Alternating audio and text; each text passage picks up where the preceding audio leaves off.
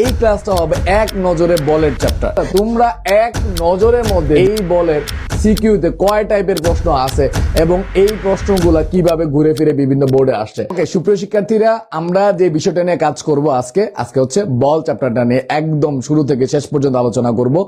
গত ক্লাসে আমরা ওয়ান শট ক্লাসের মাধ্যমে বলের যত ধরনের এমসিকিউ আছে এবং যত ধরনের জ্ঞানমূলক আছে এগুলো টাইপ ওয়াইজ আলোচনা করার চেষ্টা করছি। আজকের এই ক্লাসটাতে আমরা যে বিষয়টা নিয়ে আলোচনা করব এটা হচ্ছে বলের সিকিউ, অর্থাৎ তোমরা এক নজরের মধ্যে যে জিনিসগুলো আলোচনা করতে পারবা এটা হচ্ছে এই বলের সিকিউতে কয় টাইপের প্রশ্ন আছে এবং এই প্রশ্নগুলা কিভাবে ঘুরে ফিরে বিভিন্ন বোর্ডে আসছে। অর্থাৎ আমরা সুপার সিকিউ মডেল আমরা আগাবো, অর্থাৎ তোমাদের একদম নির্দিষ্ট কিছু প্রশ্নই করাই দিব এবং ওই প্রশ্নগুলাই ঘুরে ফিরে বল চ্যাপ্টারে আসবে। সহজ ভাষায় বলতে গেলে এই ক্লাসটা হবে এক নজরে বলের চ্যাপ্টার। এক নজরে তুমি বলে সবকিছু এই চ্যাপ্টারে আলোচনা করে ফেলতে পারবা। সো তোমরা যারা এই লাইভে কানেক্ট হবা তারা অবশ্যই কমেন্ট করে জানাবা যে তোমরা কে কোন জায়গা থেকে লাইভে কানেক্ট হইতেছো এবং অবশ্যই তোমাদের এই লাইভ ক্লাসগুলো কেমন লাগতেছে এটাও আমাদের জানিয়ে ফেলবা। সো আমরা তাহলে শুরু করি আমরা এই চ্যাপ্টারটা আলামিন একাডেমির পক্ষ থেকে। এখানে খেয়াল করো, আমরা প্রথম যে টাইপটা নিয়ে আলোচনা করব সেটা হচ্ছে নিউটনের দ্বিতীয় সূত্র ও ঘর্ষণ বল সংক্রান্ত যে ম্যাথগুলো আছে এগুলো নিয়ে আমরা কাজ করব। আচ্ছা, নিউটনের দ্বিতীয় সূত্রে আমরা যেটা জানি যে বলের যে সূত্রটা আছে F = ma, এই যে F = ma রিলেটেড যে ম্যাথগুলো আছে এগুলো নিয়ে আমরা কাজ করব। আচ্ছা, তার আগে আমরা তোমাদের কিছু কনসেপচুয়াল জায়গাটা আলোচনা করে দিই। ধরো আমরা F = ma রিলেটেড ম্যাথগুলো করতে যাচ্ছি। F = ma নিউটনের সেকেন্ড ল থেকে আমরা পাইছি F = ma, যেখানে F টা যেটা এটা হচ্ছে নেট ফোর্স বোঝায়, অর্থাৎ একটা বস্তুর উপর ক্রিয়াশীল মোট যে বলটা এটা হচ্ছে F। ধরো আমি এই জায়গায় একটা বস্তু রাখলাম, এই বস্তুটারে টেনে নেওয়ার জন্য আমরা 100 নিউটন বল প্রয়োগ করলাম। এখন এই 100 নিউটন বল কি এখানে কার্যকর? এটা ডিপেন্ড করে যে 100 নিউটন কি পুরোপুরি কাজ করতেছে নাকি এখানে কোনো বাধাদানকারী বল আছে। সাপোজ ধরলাম আমরা এখানে বাধাদানকারী বল হিসেবে 20 নিউটন আছে। যদি বাধা নিয়ে দানকারী বল 20 নিউটন থাকে তাহলে তুমি দেখতে আসছো কিন্তু যে এখানে 100 নিউটন বল পুরাপুরি কাজ করবে না, এই বলটা এখানে বাধা পাবে। কতটুকু বাধা পাবে? 20 নিউটন বাধা পাবে। সো এখানে যদি 20 নিউটন বাধা পায় তাহলে নেট ফোর্স যেটা পাবো এটা হচ্ছে 100 - 20 আমরা কত পাইলাম? 80 নিউটন। তাহলে যদি কোনো বাধাদানকারী বল থাকে তাহলে কিন্তু আমরা নেট ফোর্স যেটা পাবো এটা পাবো হ্রাস পাবে, তখন আমরা কিন্তু বিয়োগ করি। আচ্ছা, ঘটনাটা কিন্তু চেঞ্জ হয়ে যাইতো। তখন কি হইতো? যদি আমরা এরকম ভাবে চিন্তা করতাম যে একটা বস্তু আছে এম্বরের বস্তু, এটার আমরা ধাক্কা দিছি 100 নিউটন বল দ্বারা এবং অপর আরেকজন ধাক্কা দিছে 20 নিউটন বল দ্বারা। আচ্ছা, দুইটা বলই দেখো একই দিকে কাজ করতেছে। যখন তুমি দেখবা দুইটা বলি একই দিকে কাজ করতেছে তাহলে নেট যে ফোর্সটা পাবা এটা হচ্ছে 100 + 20। তাহলে সামারি করলে আমরা কি দাঁড়াইলো? সামারি করলে আমরা যেটা পাইলাম এটা হচ্ছে একটা বস্তুর উপর দুইটা বল যদি একই দিকে কাজ করে তাহলে টোটাল হবে যোগফল, আর যখন বিপরীত দিকে কাজ করবে তাহলে টোটাল হবে বিয়োগফল। তাহলে তোমার নেট ফোর্স সম্পর্কে একটা আইডিয়া থাকতে হবে যে একটা বস্তুর উপর টোটাল কি পরিমাণ বল কাজ করে। আশা করি তোমরা সকলেই বুঝতে পারছো। তুমি যখন নেট ফোর্স জানবে একটা বস্তুর উপর টোটাল যে ফোর্সটা কাজ করে এটা যখন জানবা তো নেট ফোর্স = সূত্র কি হবে? F = ma, যেটা হচ্ছে এসিলারেশন বা ত্বরণ। বল প্রয়োগ করলে আমরা কি জানি যে একটা বস্তু সমত্বরণ নিয়ে চলে, যেখানে এটা হচ্ছে আমার ওই ত্বরণ। এখন ধরো আমরা ত্বরণ সম্পর্কে জানি বা ত্বরণ জানি না, আমরা ত্বরণ নির্ণয় করতে চাই। ত্বরণ নির্ণয় করার জন্য আমরা গতির বিভিন্ন সূত্র ব্যবহার করতে পারি, যেমন B = u + at, এই সূত্রটা ব্যবহার করতে পারি। আমরা ব্যবহার করতে পারি S = ut + ½ at², এই সূত্রটা আমরা ব্যবহার করতে পারি। আমরা ব্যবহার করতে পারি B² = u² + 2as। এই যে সূত্রগুলো আছে এই সূত্রগুলো দিয়ে কিন্তু আমরা একটা গতিপথের ত্বরণ নির্ণয় করতে পারবো। আর আমরা জানি নিউটনের সেকেন্ড ল থেকে যদি কোনো একটা বস্তুর উপর বল প্রয়োগ করা হয় তাহলে তার ত্বরণ থাকবে। বল কাকে বলে? তাইলে বল কোন একটা বস্তুর গতির পরিবর্তন করে। কোন একটা জিনিস একটা জায়গায় আছে, ধরো একটা টেবিলের উপর একটা বস্তু আছে, তুমি যদি তার ধাক্কা না দাও তাহলে কি এটা আজীবন এখান থেকে সরবে? নিশ্চয়ই সরবে না। তার উপর বল প্রয়োগ করতে হবে, তাইলে তার অবস্থানটার পরিবর্তন হবে, অর্থাৎ তার ত্বরণ ঘটবে। তাহলে আমরা কি পাইলাম স্যারেরা? আমরা যেটা পাইলাম যে কোনো একটা বস্তুর উপর বল প্রয়োগ করলে তার গতির পরিবর্তন হয়, আর এই জায়গা থেকে আমরা ত্বরণ নির্ণয় করতে পারি। আশা করি তোমরা বুঝতে পারছো। আচ্ছা ফাইন স্যার, আমরা এখান থেকে ত্বরণ নির্ণয় করলাম। এখন খেয়াল করো, যদি বল প্রয়োগ করা না হয়, একটা বস্তুর আমি ধাক্কা দিয়ে ছেড়ে দিলাম, কোনো বল প্রয়োগ করলাম না, তাইলে কি হবে? তাইলে যেটা তাড়াবে, আমি ধাক্কা দেওয়ার সময় তার কিন্তু ব্যাগ বাড়তে থাকবে, ব্যাগ বাড়তে থাকবে। আমি যতক্ষণ পর্যন্ত ধাক্কা দিব ততক্ষণ পর্যন্ত ব্যাগ বাড়বে। কারণ কি, আমি যতক্ষণ পর্যন্ত বল প্রয়োগ করব ততক্ষণ পর্যন্ত ত্বরণ থাকে, যতক্ষণ পর্যন্ত ধাক্কা দিব ততক্ষণ পর্যন্ত আমার ত্বরণটা থাকবে। আচ্ছা, এখন খেয়াল করো তো, আমি ধাক্কা দেওয়া বন্ধ করে দিলাম, ধরো এই মুহূর্তে বা 20 সেকেন্ড পরে ধরো আমি ধাক্কা দেওয়া বন্ধ করে দিলাম। 20 সেকেন্ড পরে যদি ধাক্কা দেওয়া বন্ধ করে ফেলি, অ্যাপ যদি শূন্য হয়ে যায়, তখন ত্বরণটাও কিন্তু কি হয়ে যাবে? শূন্য। তার মানে তার আর বেগ বাড়বে না। তো বেগ যদি না বাড়ে, 20 সেকেন্ড পরে যেটা চূড়ান্ত বেগ পাবো, ওই বেগটার বৃদ্ধি পাবে না, তার মানে দ্বারা বেশি সমবেগে চলতে থাকবে। আশা করি এই পর্যন্ত কনসেপ্টগুলো বুঝতে পারছো। তাহলে আমরা আবার একটু আলোচনা করি, আমরা কি কি পড়াইছি। এটা হচ্ছে নেট ফোর্স। টোটাল যদি যে বলটা কাজ করে, একটা বল কাজ করলো, একটা বলে কাজ করতেছে, যদি একাধিক বল কাজ করে, তাহলে তোমার কার্যকর বল বাইর করতে হবে। কার্যকর বলের ক্ষেত্রে আমি কি বলছি? একই দিকে কাজ করলে তুমি যোগ করবা, আর বিপরীত দিকে কাজ করলে তুমি বিয়োগ করবা। আর যখন বল কাজ করবে তখন ত্বরণ থাকবে। তুমি চাইলে গতিসূত্র থেকে ত্বরণ নির্ণয় করতে পারো। সেকেন্ড হচ্ছে, যখন বল কাজ করবে না, ধরো আমি 20 সেকেন্ড পর্যন্ত ধাক্কা দিয়ে আর বল প্রয়োগ করতেছে না, তখন কিন্তু সে সমবেগ নিয়ে চলবে, তার কোনো বেগের পরিবর্তন হবে না, ত্বরণ থাকবে না। আর যখন বেগের পরিবর্তন হবে না বা ত্বরণ থাকবে, তখন ব্যাপারটা কি দাঁড়াবে? যে শেষে যে বেগটা পাবে ওই বেগ নিয়ে সমবেগে চলবে। আশা করি তোমরা বুঝতে পারছো।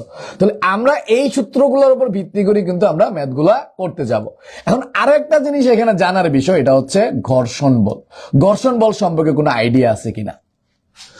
ঘর্ষণ বল 4 ধরনের আছে, ঠিক আছে না? তোমরা ঘর্ষণ বল কি কি ধরনের ঘর্ষণ বল পড়ছো? একটা হচ্ছে স্থিতি ঘর্ষণ, একটা হচ্ছে স্থিতি ঘর্ষণ, তারপরে তোমরা কি পড়ছো বলো তো? 2 নাম্বার গতীয় ঘর্ষণ। গতীয় ঘর্ষণ আমরা এমসিকিউ ক্লাসে ডিটেইলস আলোচনা করছি এই জায়গাগুলা। 3 নাম্বার হচ্ছে আবর্ত ঘর্ষণ, আবর্ত ঘর্ষণ, এবং 4 নাম্বার আমরা যে জায়গাটা পাবো এটা হচ্ছে প্রবাহী ঘর্ষণ। আচ্ছা, এই জায়গাগুলো আমরা একটু সংক্ষেপে আলোচনা করি। স্থিতি ঘর্ষণ কোনটা? দুইটা বস্তুর মধ্যে কোনো আপেক্ষিক গতি নাই, তখন যে বাধাদানকারী বল কাজ করে, এটা হচ্ছে স্থিতি ঘর্ষণ।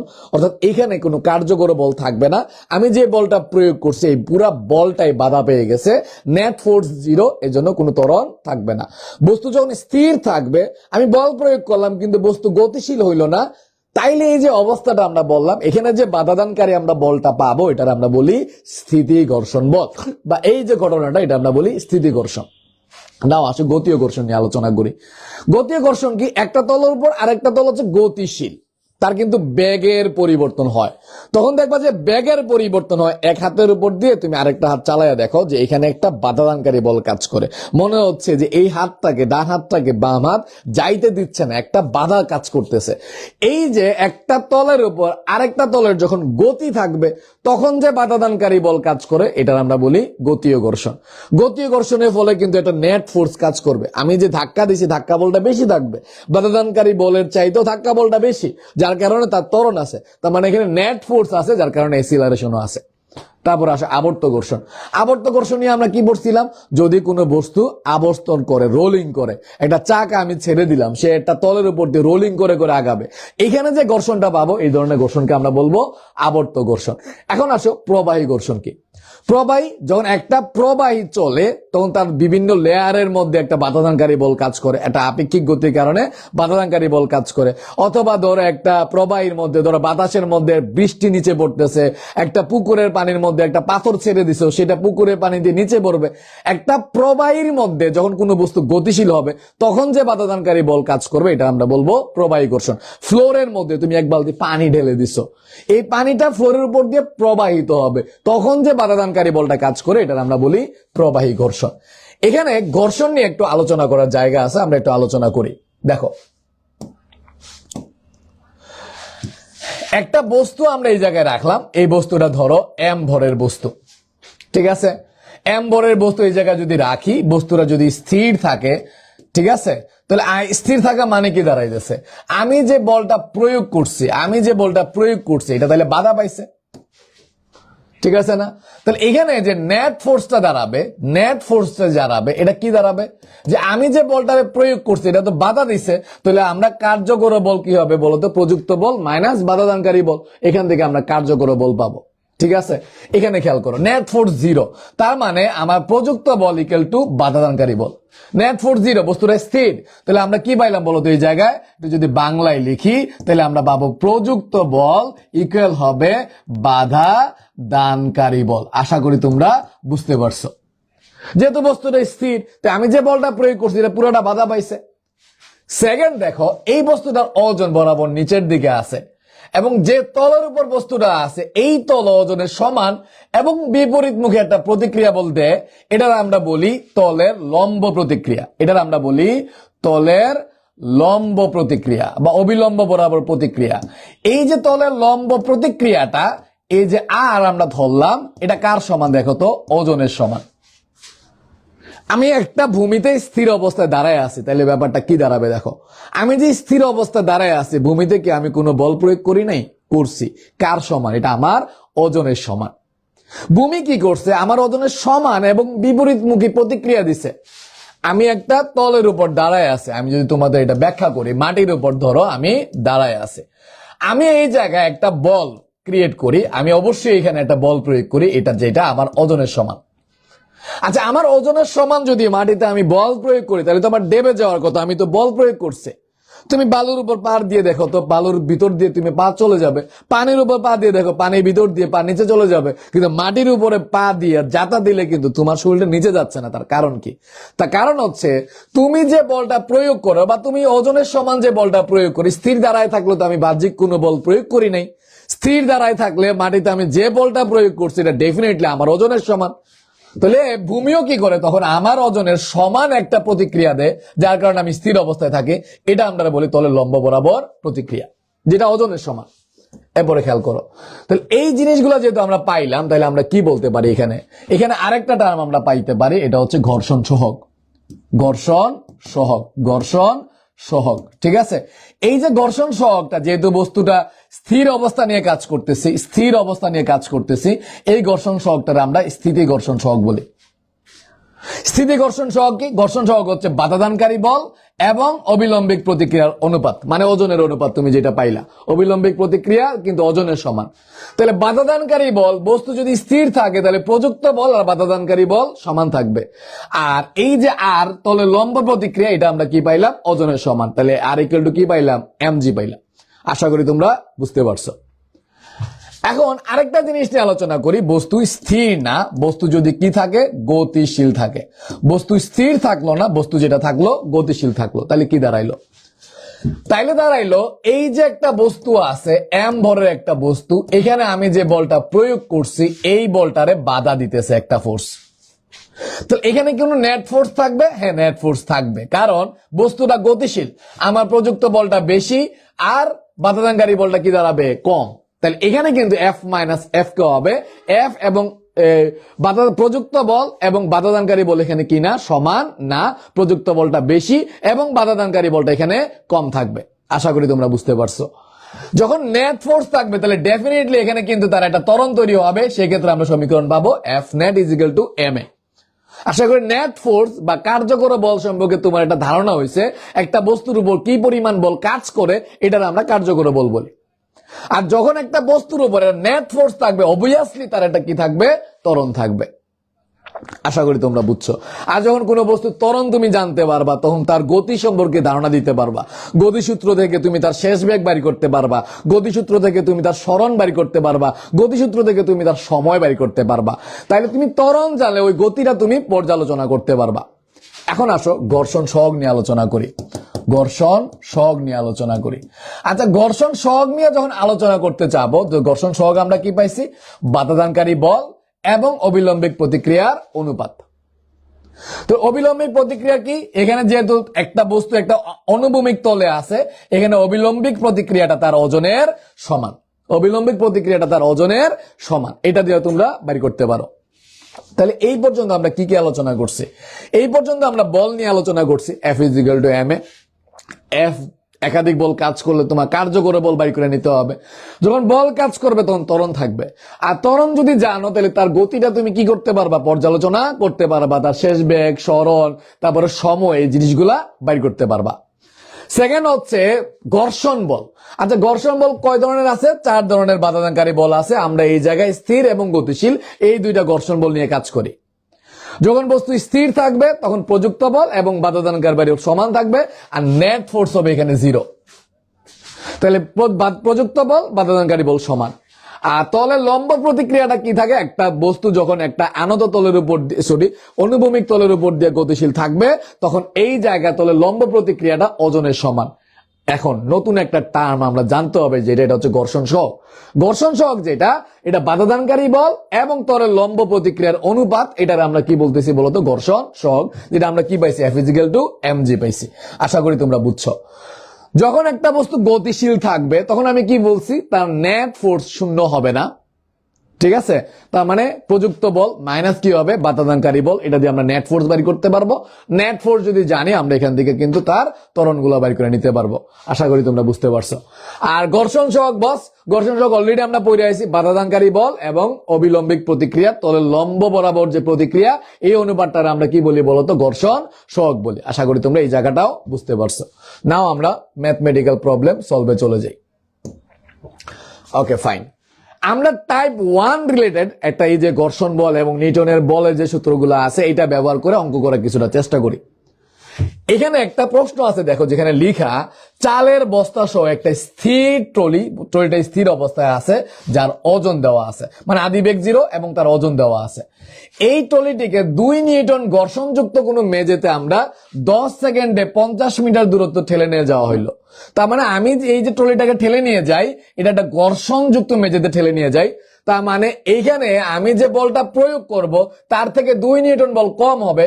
কেন নেট ফোর্সটা 2 নিউটন বল কম হবে? কারণ এই 2 নিউটনটা তার বলটারে বাধা দিবে। তাহলে কার্যকর বল 2 নিউটন কমে যাবে, এটা অবশ্যই মাথায় রাখতে হবে।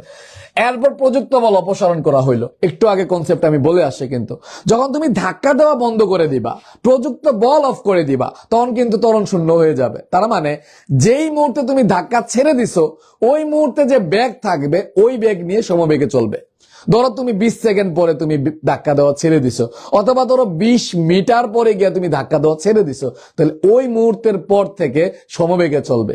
তার মানে তোমার লাস্ট যেটা করছো, যেই পর্যন্ত তুমি ধাক্কা দিছো ওই মুহূর্তে, শেষ মুহূর্তে তুমি যে বেগ পাবা ওই বেগ নিয়ে কিন্তু সে সমবেগে চলবে। আশা করি তোমরা বুঝতে পারছো। নাও আসো আমরা এই প্রশ্নটা একটু অবজার্ভ করে এই প্রশ্নটা সমাধান করার চেষ্টা করি। উদ্দীপকটা যদি আমরা অ্যানালাইসিস করি তাহলে উদ্দীপকটা আমরা এরকম পাইলাম, বস্তুটা স্থির অবস্থায় আছে এবং এই স্থির অবস্থায় থাকার অবস্থায় আদিবেগ 0, তার ওজন দেওয়া আছে। তার ওজন কত দেওয়া আছে? 196। তার ওজন দেওয়া আছে W = 196 নিউটন। আমরা কিন্তু তার ভর বাড়ি করতে পারবো। W = mg। তাহলে m = কি দাঁড়াইলো? 196 ভাগ হইলো 9.8। তাহলে আমরা অনায়াসে তার ভরটা বাড়ি করে নিয়ে আসতে পারবো। ওকে, ফাইন।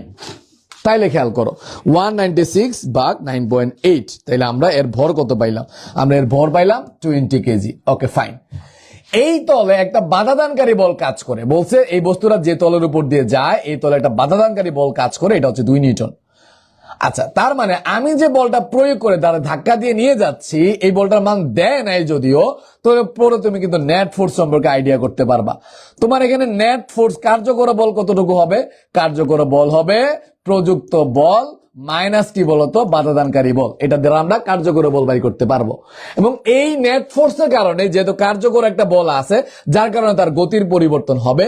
তার গতি সম্পর্কে কিন্তু আইডিয়া দিছে। কি দিছে? 10 সেকেন্ডে 50 মিটার দূরত্ব অতিক্রম করে। এখানে কি বলছে? 10 সেকেন্ডে সে যে দূরত্ব অতিক্রম করে এটা হচ্ছে 50 মিটার। 10 সেকেন্ডে 50 মিটার দূরত্ব অতিক্রম করে। আশা করি তোমরা বুঝছো। যেহেতু তার গতিটা বর্ণনা করে দেওয়া, এখান থেকে কিন্তু তুমি চাইলেই ত্বরণ বাই করে নিতে পারবা। ওকে, ফাইন। আমরা প্রশ্ন সলভে আসি। উদ্দীপক তো বুঝলাম, প্রশ্ন সলভে আসি। আচ্ছা, এর ঘটনায় গতি ও ঘর্ষণ সহগ নির্ণয় করো। আচ্ছা, আমরা ঘর্ষণ সম্পর্কে আইডিয়া পাইছি। 1 নাম্বার প্রশ্ন, ঘর্ষণ সহগ নিয়ে আলোচনা করো। ওকে, ফাইন। আমরা ঘর্ষণ সহগ নিয়ে আলোচনা করব। ঘর্ষণ সহগ একটু আগে কি পড়ছি দেখো তো। ঘর্ষণ সহগ হচ্ছে বাধাদানকারী বল এবং তার লম্ব প্রতিক্রিয়া, মানে তার ওজনের অনুপাত। লম্ব বরাবর, তলের লম্ব বরাবর ক্রিয়া বল ওজন, তাহলে প্রতিক্রিয়া বল কার সমান? ওজনের সমান। তাইলে এই জায়গায় ঘর্ষণ সহগ যেটা দাঁড়াইলো আমাদের F/mg। আচ্ছা, F ঘর্ষণ বল কত দেওয়া? 2 নিউটন। এম কত পাইছি আমরা, বা ওজন টোটালটা কত পাইছি 196। তাহলে 2/196 এটা তাইলে আমাদের যেটা দাঁড়াইলো তোমার ঘর্ষণ সহগ। আশা করি ঘর্ষণ সহগের জায়গাটা তোমরা বুঝতে পারছো, 0.01। ঠিক আছে, ঘর্ষণ সহগের কোনো অনুপাত হবে না, দুইটাই বলের অনুপাত, নিউটন নিউটন কাটা যাবে। তাহলে ঘর্ষণ সহগ কি দাঁড়াইলো, বাধাদানকারী বল এবং ওজনের যে অনুপাতটা পাইলাম এটা হচ্ছে আমার ঘর্ষণ সহগ। বাধাদানকারী বল 2 নিউটন দেওয়া এবং এখানে তার ওজনটাও দেওয়া। তো অনায়াসে আমরা 1 নম্বর প্রশ্নটা আমরা সলভ করতাম পারছি। ওকে ফাইন, 1 নম্বর প্রশ্ন আমাদের সলভ করা হয়ে গেল। নাও আমরা হচ্ছে 2 নম্বর প্রশ্নের দিকে যাই। ঠিক আছে,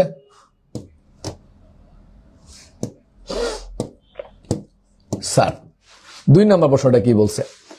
2 নম্বর প্রশ্ন বলছে ট্রলিটির উপর প্রযুক্ত বলের মান নির্ণয় করো। ওকে ফাইন, আমরা বল নির্ণয় করব।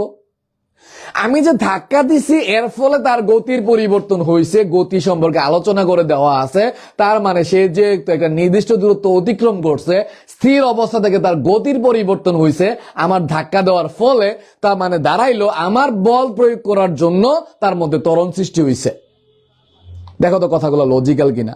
আমার ধাক্কা দেওয়ার কারণে তার মধ্যে ত্বরণ সৃষ্টি হয়েছে, কারণ আমি যে ধাক্কা দিছি এর ধাক্কা দেওয়ার ফলে সে তো আগে স্থির ছিল, আমি যে স্থির আছি, ধরো কেউ আমার ধাক্কা দিল, আমি সামনে আগাই গেলাম, তাহলে আমি কি গতির পরিবর্তন হয়েছে না?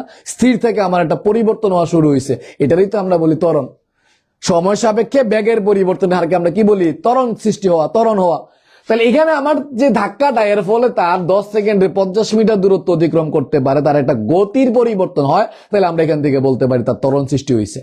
তাহলে আমরা কার্যকর বল সম্পর্কে কি জানি, যে net force is equal to কি দাঁড়াইলো, F is equal to M A, যদি এক বল প্রয়োগে তার ত্বরণ হয়। নেট ফোর্স কেমনে বাড়ি করবা? এখানে যেহেতু আমি যে বলটা প্রয়োগ করছি এটা এককভাবে কাজ করে না, এখানে একটা বাধাদানকারী বল আছে, তাহলে নেট ফোর্স দাঁড়াবে এফ মাইনাস এফ, প্রযুক্ত বল মাইনাস বাধাদানকারী বল। নাও আসো ইজ ইকুয়াল টু এম এ। আমার প্রযুক্ত বল বাই করতে বলছে, তাহলে এম এ প্লাস এফ। নাও আমার কাহিনীটা কোন জায়গায়? আমার কাহিনীটা হচ্ছে এখানে ত্বরণ নির্ণয় করে, আমি ত্বরণটা এখানে জানি না। আচ্ছা দেখো তো ত্বরণ আমরা বাইর করতে পারবো কিনা। আমরা টি জানি, এস জানি, যেহেতু আদিবেগও জানি, সরণ জানি, সময় জানি। সরণ সময় সূত্র আছে না আমাদের, S equal to UT plus half AT square. ঠিক আছে না? এখান থেকে যদি আমরা আদিবেগ শূন্য পাই, যেহেতু এখানে স্থির অবস্থা থেকে ধাক্কা দেয়, আদিবেগ শূন্য, তাহলে এস ইকুয়াল টু আমরা পাবো হাফ এটি স্কোয়ার। ঠিক আছে নি স্যার? দেখেন তো, তাহলে এ ইজ ইকুয়াল টু কি দাঁড়াইলো, A is equal to 2s by T square. তাহলে দেখেন তো এর ভ্যালুটা পাওয়া যায় কিনা, এর ভ্যালুটা পাওয়া যায় কিনা। 2 ইন্টু এস 50 মিটার যায়, ভাগ টি স্কোয়ার, টাইম হচ্ছে 10 স্কোয়ার দিলাম, আমরা পাইলাম 1 ms ইনভার্স 2। ত্বরণটা কিভাবে নির্ণয় করছে দেখো, গতিসূত্র ব্যবহার করছে। আমার এখানে কি দেওয়া আছে এটা অ্যানালাইসিস করছে। আমরা স্থির অবস্থান থেকে 10 সেকেন্ডে 50 মিটার যায়, এই যে গতির একটা পরিবর্তন দেওয়া 10 সেকেন্ডে 50 মিটার যায়, এই ডাটাগুলা ব্যবহার করে আমরা দেখলাম যে S equal to UT plus half AT square দিয়ে তার ত্বরণ নির্ণয় করা যায়, এবং আমরা ত্বরণ পাইলাম কত, 1। তাহলে এই মানগুলো আমরা এখন এই জায়গায় বসাই দিই। এম পাইছি আমরা কত, 20 কেজি, এ পাইছি কত আমরা 1, আর বাধাদানকারী বল হচ্ছে 2, তাহলে প্রযুক্ত বল হচ্ছে 22 নিউটন। আশা করি তোমরা এই অঙ্কটা বুঝতে পারছো। এই অঙ্কে বিভিন্ন জিনিস প্রয়োজন পড়ছে। একটা হচ্ছে আমার যদি ওজন দেওয়া থাকে আমি এখান থেকে বল বাই করতে পারবো, গেল। সেকেন্ড হচ্ছে আমি যে ধাক্কা দিলাম, বল প্রয়োগ করলাম, এর জন্য তার গতির পরিবর্তন হয়েছে, তখন আমি কোন সূত্র বসাবো, যে আমার কার্যকর বল ইজ ইকুয়াল টু এম এ। নাও কার্যকর বল, কার্যকর বল কিভাবে নির্ণয় করছি, যেহেতু আমি ধাক্কা দিছি এবং এই ধাক্কাটারে আবার 2 নিউটন বাধা দেয়, তাহলে আমি যে ধাক্কাটা দিছি ওই বলটা কমে যাবে। তাহলে আমি নেট ফোর্স যেটা পাইলাম এফ মাইনাস এফ, প্রযুক্ত বল মাইনাস বাধাদানকারী বল ইকুয়াল টু এম এ। এখন এ বাইর করা দরকার। এ কেমনে বাড়ি করব, যেহেতু এটা স্থির অবস্থা থেকে 10 সেকেন্ডে 50 মিটার যায়, তার গতির পরিবর্তন আছে, তাহলে এই গতির পরিবর্তন অ্যানালাইসিস করে আমরা তার ত্বরণ নির্ণয় করতে পারবো। আমরা দেখতে পাইলাম S equal to UT plus half AT square দিয়ে তার ত্বরণটা নির্ণয় করা যায়। আশা করি এই প্রশ্নটা তোমরা সমাধান করতে পারছো। তাহলে এই উদ্দীপকে আমরা 2টা প্রশ্ন সমাধান করলাম, একটা হচ্ছে 1 নাম্বার, এটা হচ্ছে 2 নাম্বার, ঘর্ষণ সহগ বাই করা এবং প্রযুক্ত বল বাই করা। নাও এই উদ্দীপকের আমরা 3 নাম্বার প্রশ্নটা আমরা সলভ করি। কি বলছে, বল অপসারণের পর ট্রলিটি কি দূরত্ব অতিক্রম করবে, বল অপসারণ করার পর আর কত দূরত্ব অতিক্রম করবে, এই জায়গাটা নিয়ে আলোচনা করতে হবে। বল মানে অপসারণের বল।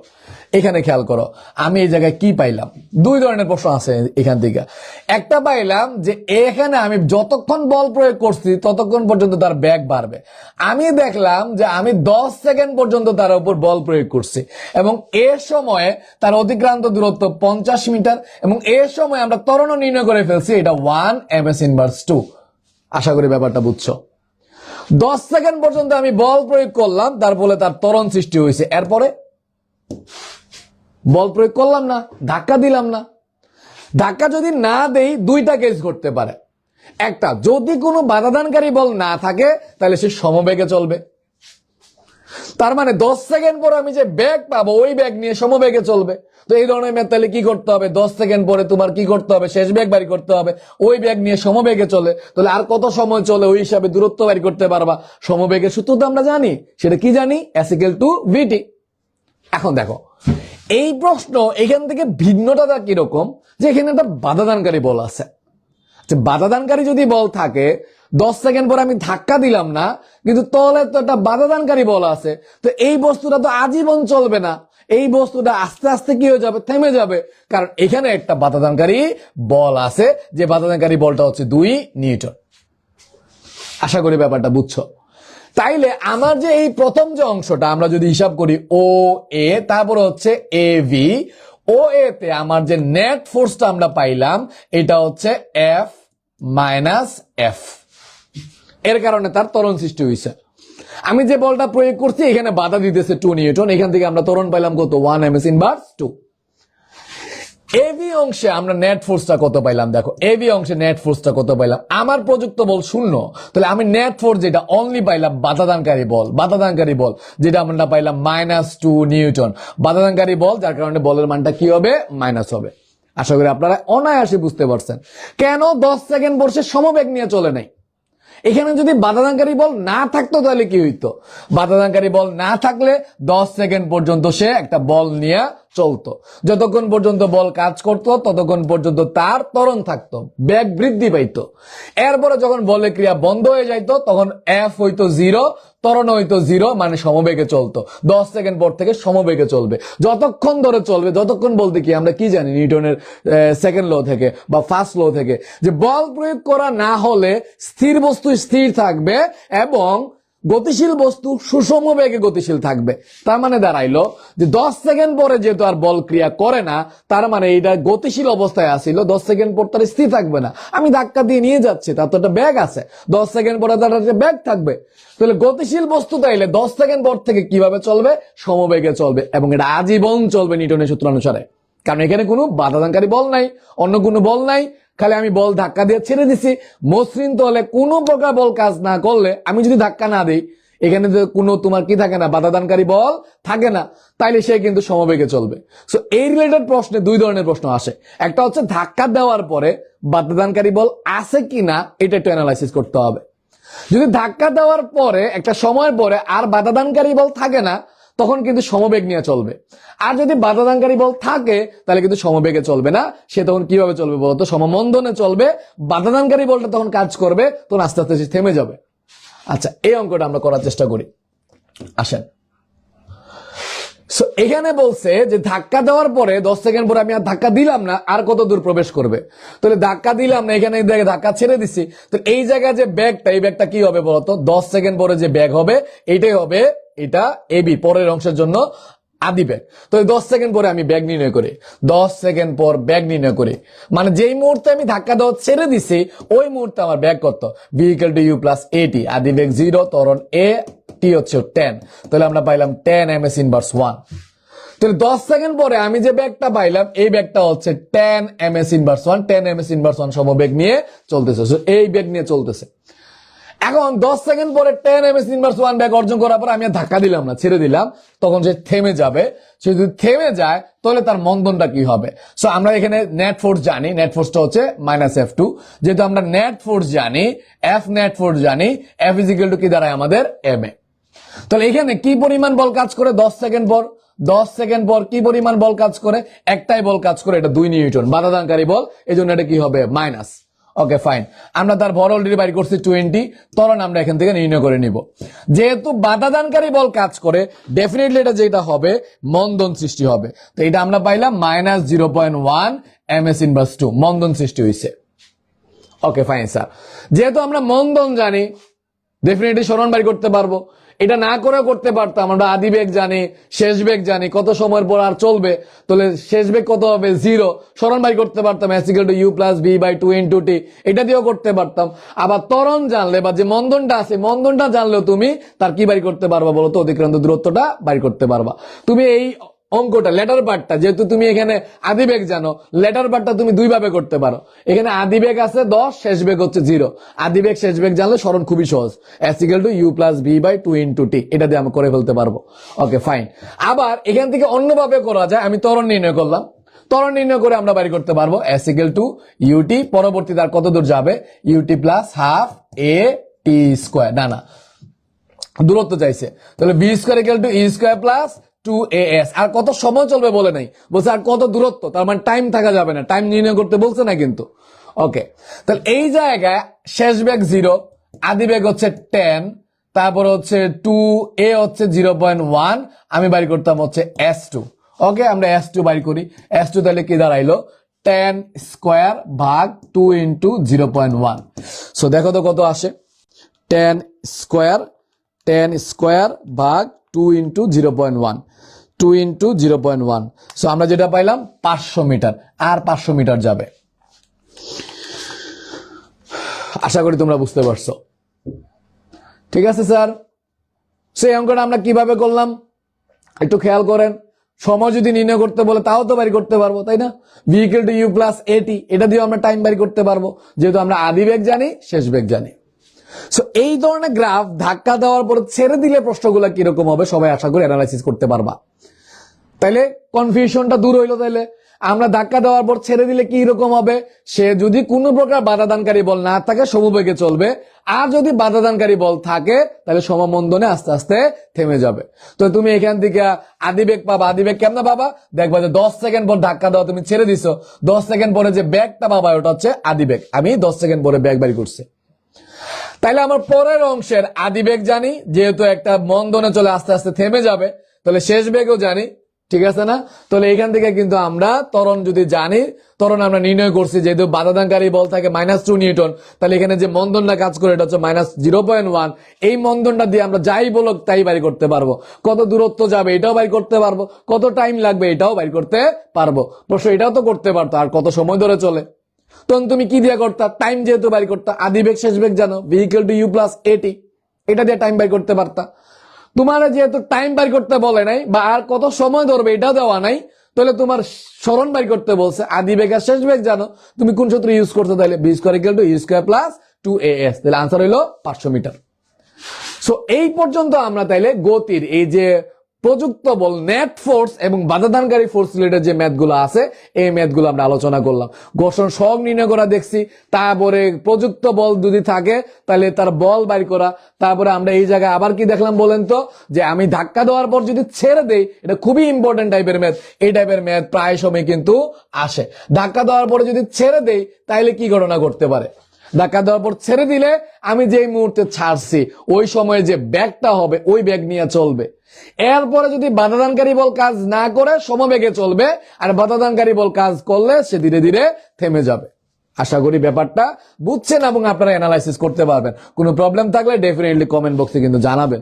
এখন দেখেন, পরে দেখেন, ইউটিউব চ্যানেলে দেখেন, যে কোনো চ্যানেলই দেখেন না কেন এই ভিডিওটা পরবর্তী কিন্তু কমেন্ট করে জানাইতে হবে, এবং আপনার ফ্রেন্ডদের অবশ্যই মেনশন করে দেখতে হবে যে আমাদের ক্লাসগুলো যাতে বেশি বেশি দেখে। যেহেতু আমরা ফ্রিতেই একদম সবকিছু আলোচনা করতেছি, অবশ্যই আলোচনা করতে হবে, থাকতে হবে। আর এটা চ্যাপ্টার গতি না, চ্যাপ্টারটা হচ্ছে বল চ্যাপ্টার। ওকে ফাইন, প্রশ্ন 2 আমরা আলোচনা করি। প্রশ্ন 2তে কি দেওয়া আছে বলো? প্রশ্ন 2তে 3 কেজি বড় একটা বস্তুর ব্যাগ বনাম সময় লেখচিত্র দেওয়া আছে, যেগুলো আমরা আসলে অনেক আলোচনা করছি, গতিবিদ্যাতে করছি না? দেখেন তো এখানে কি আলোচনা করে দেওয়া আছে, 20 সেকেন্ড পর্যন্ত, এটা হচ্ছে 20 সেকেন্ড, 20 সেকেন্ড পরে তার ব্যাগ দেওয়া আছে, যার ব্যাগটা হচ্ছে 40। 20 থেকে 40 সেকেন্ড পর্যন্ত চলে, 40 সেকেন্ড পর্যন্ত চলে, এটা সমবেগ নিয়ে চলে, তারপরে 60 সেকেন্ডে থেমে যায়। তাহলে প্রথম 20 সেকেন্ড সমতরণে চলে, তারপরের 20 সেকেন্ড সমবেগে চলে, তারপরের 20 সেকেন্ড সমমন্দনে চলে। গতিতে আমরা এগুলো পড়ে আইছি। আমরা এগুলোতে ত্বরণ নির্ণয় করতে পারি, আমরা এগুলোতে সরণ নির্ণয় করতে পারি, ঠিক আছে না? পুরো জায়গাটা আমরা গতিতে আলোচনা করছি। যাদের এই জায়গাটা ক্লিয়ার না অবশ্যই দেখে নিবা। আচ্ছা ফাইন, এই জায়গা থেকে আমরা কি কি পাইলাম? লেখচিত্রটি বলের প্রকৃতি বিবেচনায় বিশ্লেষণ করো। বলের প্রকৃতিগুলো আলোচনা করব। কি কি বলের প্রকৃতি পাবো বলতো? এই যে প্রথম যে 20 সেকেন্ড এই পর্যন্ত আমার কি থাকবে দেখো, ব্যাগ বাড়তেছে কিন্তু, তাহলে আমার এখানে নেট ফোর্স থাকবে, প্রযুক্ত বল থাকবে। এই বলটা নেট বাধাদানকারী বলের প্রকৃতি না, এখানে আমি ধাক্কা দিয়ে নিয়ে যাচ্ছে, অর্থাৎ আমার একটা বল প্রযুক্ত আছে, যার কারণে তার ব্যাগ বাড়তে থাকবে। তো এখানে বলের প্রকৃতিটা হচ্ছে এটা প্রযুক্ত বল। আচ্ছা, এখানে যে বলটা প্রয়োগ করতেছি এই বলের কারণে সে কি হইতেছে দেখো তো, তার সমবেগে যাচ্ছে, তার মানে আমি বল প্রয়োগ করি নাই, এখানে নেট ফোর্স 0, বল শূন্য বলে ত্বরণ শূন্য সমবেগে চলে।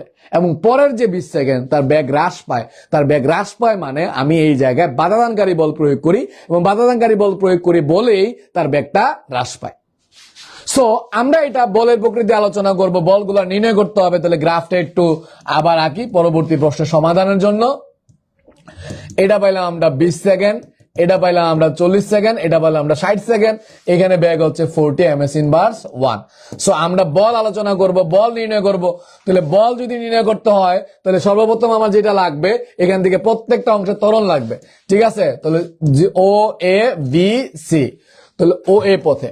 আচ্ছা, ও এ পথে তুমি ত্বরণ বাড়ি করবা, ত্বরণ তুমি জানো কেমনে বাড়ি করতে হয়, V minus you by T. যেহেতু ব্যাগ ত্বরণ, ব্যাগ সময় লেখচিত্র, তুমি শেষ ব্যাগ জানো, আদি ব্যাগ জানো, আর এখান থেকে সময় জানো, তাহলে ত্বরণ পাইলা 2 ms ইনভার্স 2।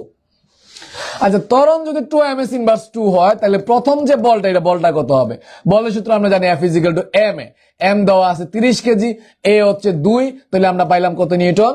60 নিউটন। তাহলে আমি বলবো এই জায়গায় 60 নিউটন বল কাজ করে। আচ্ছা গেল। 2 নাম্বার আমরা দেখি ও এ পথে না করে আমরা এ বি পথে করি, এ বি পথে করি। আচ্ছা ফাইন স্যার, এ বি পথে করলাম। এ বি পথে কি দাঁড়াবে? এ বি পথে তার কোনো ত্বরণ নাই কিন্তু, V minus you by T, যেটা হবে 0, তার ত্বরণ নাই। আর যেহেতু ত্বরণ নাই তাইলে এই জায়গায় বলও নাই। ত্বরণ আছে, বল আছে, বল নাই, ত্বরণ নেই। নাও দেখো পরবর্তী ম্যাথটা আমরা করার চেষ্টা করি। ও এ বি আলোচনা করলাম, নাও আমরা পরবর্তী জায়গাটা আলোচনা করি। এটা হচ্ছে বিসি পথে কি হবে। বিসি পথে যদি আলোচনা করতে যাই, এখানে দেখছি তার একটা ত্বরণ আছে, তার ব্যাগের পরিবর্তন হয়েছে, যেটাকে ডেফিনেটলি আমরা বলতেছি মন্দন। সো তুমি দেখছো যে এখানে শেষ বেগ 0, আদি বেগ 40, সময় লাগছে 20, তাহলে এটা মন্দন হচ্ছে -2 ms ইনভার্স 2 মন্দন। তাহলে এই জায়গায় তুমি যে বল পাইলা F is equal to M A দ্বারা, এখান থেকে তুমি কইলা তো পাইলা -60 নিউটন। তাইলে তুমি কি এই জায়গায় বলগুলো আলোচনা করতে পারলা না? তাহলে প্রথম যে 20 সেকেন্ড এখানে বল কাজ করে, ক্রিয়াশীল একটা বল থাকে, এটা হচ্ছে 60 নিউটন, এবং এই বলের কারণে তার বেগ বৃদ্ধি পায়, তার ত্বরণ সৃষ্টি হয়। এবি পথে তার ত্বরণ শূন্য, তার মানে দাঁড়াচ্ছে এখানে কোনো বল প্রযুক্ত হয় না, আর এই জন্য সমবেগে যায়। এবং বিসি পথে তুমি কি পাইলে, তার একটা মন্দন আছে, তার মানে দাঁড়াইলো এখানে যে বলটা কাজ করতেছে এটা ডেফিনেটলি বাধাদানকারী বল, যার কারণে তার বেগটা কমতে থাকে, তার মন্দন সৃষ্টি হয়। আশা করি তোমরা ভালোভাবে বুঝতে পারছো এই জায়গাটা। তাহলে আমরা প্রত্যেকটা গতিপথের বল আলোচনা করছি। বল সময় লেখচিত্র অঙ্কন করতে বলছে, এটাও আমরা করতে পারবো। তার কারণ হচ্ছে আমরা কিন্তু অলরেডি যেটা করছি গতি চ্যাপ্টারে ত্বরণ সময় লেখচিত্র অঙ্কন করছি না, সেম এস হবে। এখানে আমরা কি পাইলাম? এখানে আমরা সময় রেজিস্টার আমরা বলের ডাটাগুলো নেই। সময় দেখছি 0 থেকে 20 সেকেন্ড পর্যন্ত বল কাজ করে 60 নিউটন। তারপরে 20 থেকে 40 সেকেন্ড পর্যন্ত আমরা দেখছি কোনো বল কাজ করে না, এবং 40 সেকেন্ড থেকে 60 সেকেন্ড পর্যন্ত আমরা দেখছি এখানে বল কাজ করে, যেটা আবার বাধাদানকারী বল। আমারে বলছে তুমি বলের সাপেক্ষে সময়ের একটা লেখচিত্র অঙ্কন করো। ওকে ফাইন, আমি লেখচিত্র অঙ্কন করব। এই জন্য বলের কি কি মান পাইছি? বলের মান পাইছি আমরা 60 নিউটন, বলের মান পাইছি আমরা 0 নিউটন, বলের মান পাইছি -60 নিউটন। তাই না? পজিটিভ মানগুলো উপরে থাকবে, নেগেটিভ মানগুলা শূন্যর নিচে থাকবে। ওকে, এদিকে দিলাম আমরা বল, এদিকে দিলাম আমরা সময়। সময় আমরা কি পাইলাম দেখেন তো, এই যে চারটা করলাম আমরা ম্যাথ থেকে, এর আগের ম্যাথ থেকে, এই জায়গায় সময় পাইলাম 0 থেকে 20 সেকেন্ড, এটা পাইলাম আমরা 40 সেকেন্ড, আর এটা পাইলাম আমরা 60 সেকেন্ড। এখন আমরা গ্রাফটা আলোচনা করি। দেখো 0 থেকে 20 সেকেন্ড পর্যন্ত, এই যে 0 থেকে 20 সেকেন্ড পর্যন্ত তার বল হচ্ছে 60, বল হচ্ছে 60, ঠিক আছে না? 0 সেকেন্ড থেকে 20 সেকেন্ড পর্যন্ত তার বল 60 নিউটন বল কাজ করে, এটা সমবল কাজ করে, যার কারণে এটা সমত্বরণ থাকে, বল সমান, এজন্য এই জায়গায় আমরা কি পাইছি, ত্বরণটাও সমান পাইছি আমরা। এরপরে কি হয়েছে দেখো, 20 সেকেন্ড থেকে 40 সেকেন্ড পর্যন্ত কোনো বল কাজ করে না, তাহলে বলের মান 0। ত্বরণ সময় লেখচিত্র কিন্তু সেম এজ, আমরা তার ত্বরণগুলো বসাইছি। তারপরে 40 সেকেন্ডে গিয়ে দেখো বল হয়ে যায় -60, দেখো -60, তাহলে 40 থেকে 60 সেকেন্ড পর্যন্ত -60, 60 সেকেন্ড পরে থেমে যায়, তাহলে বল কি হয়ে যাবে 0। অলমোস্ট আমরা ত্বরণ সময় লেখচিত্র যেভাবে আঁকছি। তাহলে এখানে আমরা কি পাইলাম, 20 সেকেন্ড পর্যন্ত 60 নিউটন চলবে, তারপরে 20 থেকে 40-এ কোনো বল থাকবে না, 40 থেকে 60-এ বলের মান কত হবে বলতো, -60। তাহলে আমরা তিনটা বল পাইলাম, F1, F2, আর এটা আমরা কি পাইলাম বলতো, F3। F1 এর মান হচ্ছে 60 নিউটন, F2 এর মান হচ্ছে আমরা পাইলাম 0 নিউটন, এবং F3 মান পাইছি আমরা -60 নিউটন। এইভাবে আমরা বল সময় লেখচিত্রগুলো অঙ্কন করতে পারবো। তাহলে লেখচিত্র যদি দেওয়া থাকে, আশা করি লেখচিত্র থেকে ত্বরণ বাই করতে পারলে বলও বাই করতে পারবা, বল সময় লেখচিত্রের কথা বললে এই জিনিসগুলো আলোচনা করতে পারলা। তাহলে আমাদের লেখচিত্রটা গেল। এখন যেটা আলোচনা করব, মোস্ট ডিফিকাল্ট, এসএসসি লেভেলের স্টুডেন্ট গুলা এই জায়গায় প্রবলেম ফেস করে। শতকরা 90% স্টুডেন্ট তারা মনে করে যে কপি গলের অঙ্ক পারা যাবে না, ভাই এগুলো অনেক কঠিন, এগুলো আলোচনা করেন না, আমার অন্য টপিক বলেন, এটা স্কিপ করি আমরা। কিন্তু এই টপিকটা অতটাও কঠিন না, তুমি যদি বল বুঝো, বলের ডিরেকশন বুঝো, ডেফিনেটলি অতটাও কঠিন না। তুমি এইখান থেকেও কি করতে পারবা, অঙ্কটা করতে পারবা। তাহলে কিভাবে অঙ্ক করা যায় দেখো, আমরা এটা একটা কপি কল আছে, এটাতে আমরা একটু পরে যাই, আমরা ইজিয়ার সিস্টেম গুলাতে যাই, মানে আগে একদম সহজ গুলা নিয়ে আলোচনা করি। যত কপি কলের প্রবলেম গুলো আছে, সব কপি কলের প্রবলেম একটা ম্যাথ দিয়ে এইভাবে আলোচনা করে দিব। আচ্ছা, একটা হচ্ছে M1 আর একটা বস্তু হচ্ছে ধরো M2, এবং M1 এর যথারীতি ভর বেশি। ভর বেশি হইলে তার ওজনটা আমরা দেখলাম, ভর বেশি হোক কম হোক ভাই, ওজন তার নিচের দিকে কাজ করে, সব সময় নিচের দিকে কাজ করে। আচ্ছা, ফ্যাক্টরটা হচ্ছে ভর বেশি হইলে কি হবে, যেহেতু এই জায়গায় M1 গ্রেটার দেন M2, তার মানে দাঁড়াইতেছে এই বস্তুটা নিচের দিকে যাবে, ভারী বস্তুটা নিচে যাবে এবং হালকা বস্তুটা উপরে উঠবে। আবারও দেখো, ভারী বস্তুটা নিচে নামবে, হালকা বস্তুটা উপরে যাবে, তার মানে তার ত্বরণটা হচ্ছে এইভাবে সৃষ্টি হবে, বাম থেকে ডান থেকে বাম দিকে যাবে, ডান থেকে বাম দিকে এই পুলিটা গতিপ্রাপ্ত হবে। এই জায়গায় দুইটা বস্তু আছে, M1 আর M2, ঠিক আছে না? এই যে M1 আর M2 দুইটা বস্তু আছে, এই জায়গায় একটা দড়ি দ্বারা টানানো আছে। একটা দড়ি দিয়ে যদি দুইটা বস্তু টানা থাকে, তাহলে যেটা জানা থাকতে হবে, এটা হচ্ছে একটা আরেকটা বস্তুরে কিন্তু টান দেয়, ঠিক আছে? তাহলে ফ্যাক্টরটা দাঁড়াইলো, M1 M2 বস্তুরে টান দিবে এবং M2 M1 বস্তুটারে টান দিবে, মানে একটা আরেকটারে কিন্তু টান প্রয়োগ করতেছে এই জায়গায়। আশা করি তোমরা বুঝতে পারছো। এখন আমরা প্রত্যেকটা বস্তুর ক্ষেত্রে সমীকরণ করতে পারি আমরা, অথবা একত্রেও যোগ করতে পারি। কিভাবে একত্রে যোগ করতে পারি? আমরা জানি না, দেখো তো, নেট ফোর্স ইজিক্যাল টু কি দাঁড়াইলো, MA। যদি ত্বরণ নির্ণয় করতে হয়, নেট ফোর্স একটা সিস্টেমে যে পরিমাণ নেট বল কাজ করে সমান সমান কি দাঁড়াইলো, MA। কার্যকর বল সমান সমান MA। কার্যকর বল দিয়ে ত্বরণ সৃষ্টি হবে। যদি এখানে বিপরীতমুখী বল থাকে, বাধাদানকারী বল থাকে, তাহলে কার্যকর বল দিয়ে কিন্তু ত্বরণ সৃষ্টি হবে। নাও কার্যকর বল বাড়ি করি। কার্যকর বল দেখো, বস্তুটা কিন্তু এই দিকে যায়, M1 বস্তু যেদিকে আছে ওই দিকে যায়, এই জায়গাটা নিচে নামে। তাহলে খেয়াল করো, তো এই যে M1 যে, এটা কিন্তু বড় হবে, এই বস্তুগুলা বড় হবে, বস্তুর গতিপথ হচ্ছে এইদিকে। তাহলে এখানে দেখো, এই বরাবর যেটা বাম দিকের যে বলগুলো আছে, বাম দিকের বলগুলো হবে পজিটিভ, তার বিপরীত দিকের বলগুলো কি হবে, নেগেটিভ। সো এই অনুসারে যদি আমরা নেট ফোর্স হিসাব করি, M1G বাম দিকে আছে, বাম দিকে বস্তু যেদিকে গতিপ্রাপ্ত হয় ওই দিকে আছে, তাহলে M1G হচ্ছে পজিটিভ বল। এই যে টানটা বস্তুর গতির বিপরীতে, এটা হচ্ছে নেগেটিভ বল। এই যে টানটা, এটা বস্তুর গতির দিকে, এটা তাহলে পজিটিভ বল। আর এইটা বস্তুর গতির বিপরীত দিকে, তাহলে এটা হচ্ছে নেগেটিভ বল। এই টোটাল হচ্ছে 4টা বল আমরা পাই, ইজিক্যাল টু MA। M দাঁড়াবে পুরা সিস্টেমের ভর, পুরা সিস্টেমে যে কয়টা ভর আছে। আশা করি আপনারা বুঝতে পারছেন। কিভাবে করছি দেখেন তো, ওজন নিচের দিকে যেভাবেই যাক, ওজনের দিক দৃশ্যের দিকে থাকবে। দুইটা বস্তুরা আমরা দড়ি দ্বারা বেঁধে রাখছি, তাহলে এই দড়িতে M1 M2 টান দিবে, M2 M1 টান দিবে। এখন আসো, সিস্টেমটা কোন দিকে যায়? সিস্টেমটা যেহেতু M1 ভারী, M1 নিচে যাবে, M2 উপরে যাবে। তার মানে বাম দিকে এই হচ্ছে আমার ত্বরণের গতিপথ, এই হচ্ছে ত্বরণের গতিপথ। এই গতিপথের দিকে যতগুলা বল আছে এগুলো হবে ধনাত্মক বল এবং বিপরীত দিকের বলগুলো হবে ঋণাত্মক বল। তাহলে খেয়াল করো, এটা ধনাত্মক, এটা ঋণাত্মক, এটা ধনাত্মক, এটা ঋণাত্মক। গতিপথের দিকের বলগুলা ধনাত্মক, বিপরীতের বলগুলা ঋণাত্মক। এটা হিসাব করে ইজিলি কিন্তু আমরা এখান থেকে হিসাব করতে পারবো। দেখো টি কাটা যায়, টি যদি কাটা চলে যায়, আমরা এখানে M1 জি কমন গেল, M1 minus M2 into G equal to M total বল। এই সিস্টেমে দুইটা বল আছে, তাহলে কি দাঁড়াইলো M1 plus M2 into A, অতএব A ইজ ইকুয়াল টু তাহলে কি দাঁড়াইলো M1 minus M2 divided by M1 plus M2 into কি দাঁড়াইলো দেখো তো, যে এটা প্রক্ষান্ত করে নিয়ে আসলাম। তাহলে কপি করলে প্রশ্নটা খুব সহজ নাকি কঠিন? মডারেট, একদম সহজ বলা যাবে না, একদম কঠিনও বলা যাবে না, বাট আশা করি পারবা। তুমি দিকগুলা বুঝো তাইলেই হবে। তুমি যা দুইটা জিনিস যদি মাথায় রাখো, ভাই ওজন নিচের দিকে, যে কোনো বস্তুর ওজন নিচের দিকে, আর দুইটা বস্তু যদি দড়ি দ্বারা বাঁধা থাকে, একটার একটা টান দিবে, M1 M2 রে টান দিবে, M2 M1 রে টান দিবে। এনাফ, তোমার জন্য এই চ্যাপ্টার সহজ হয়ে গেছে, এই টপিকটা সহজ হয়ে গেছে। দেন দেখতে হবে বস্তুটা কোন দিকে যায়। বস্তুটা যে দিকে যাবে ওই দিকের বলগুলো হবে পজিটিভ, তার বিপরীত দিকের বলগুলো হবে নেগেটিভ। আশা করি তোমরা এই সিস্টেমটা বুঝতে পারছো। আমি আরো কয়েকটা এক্সাম্পল দিই।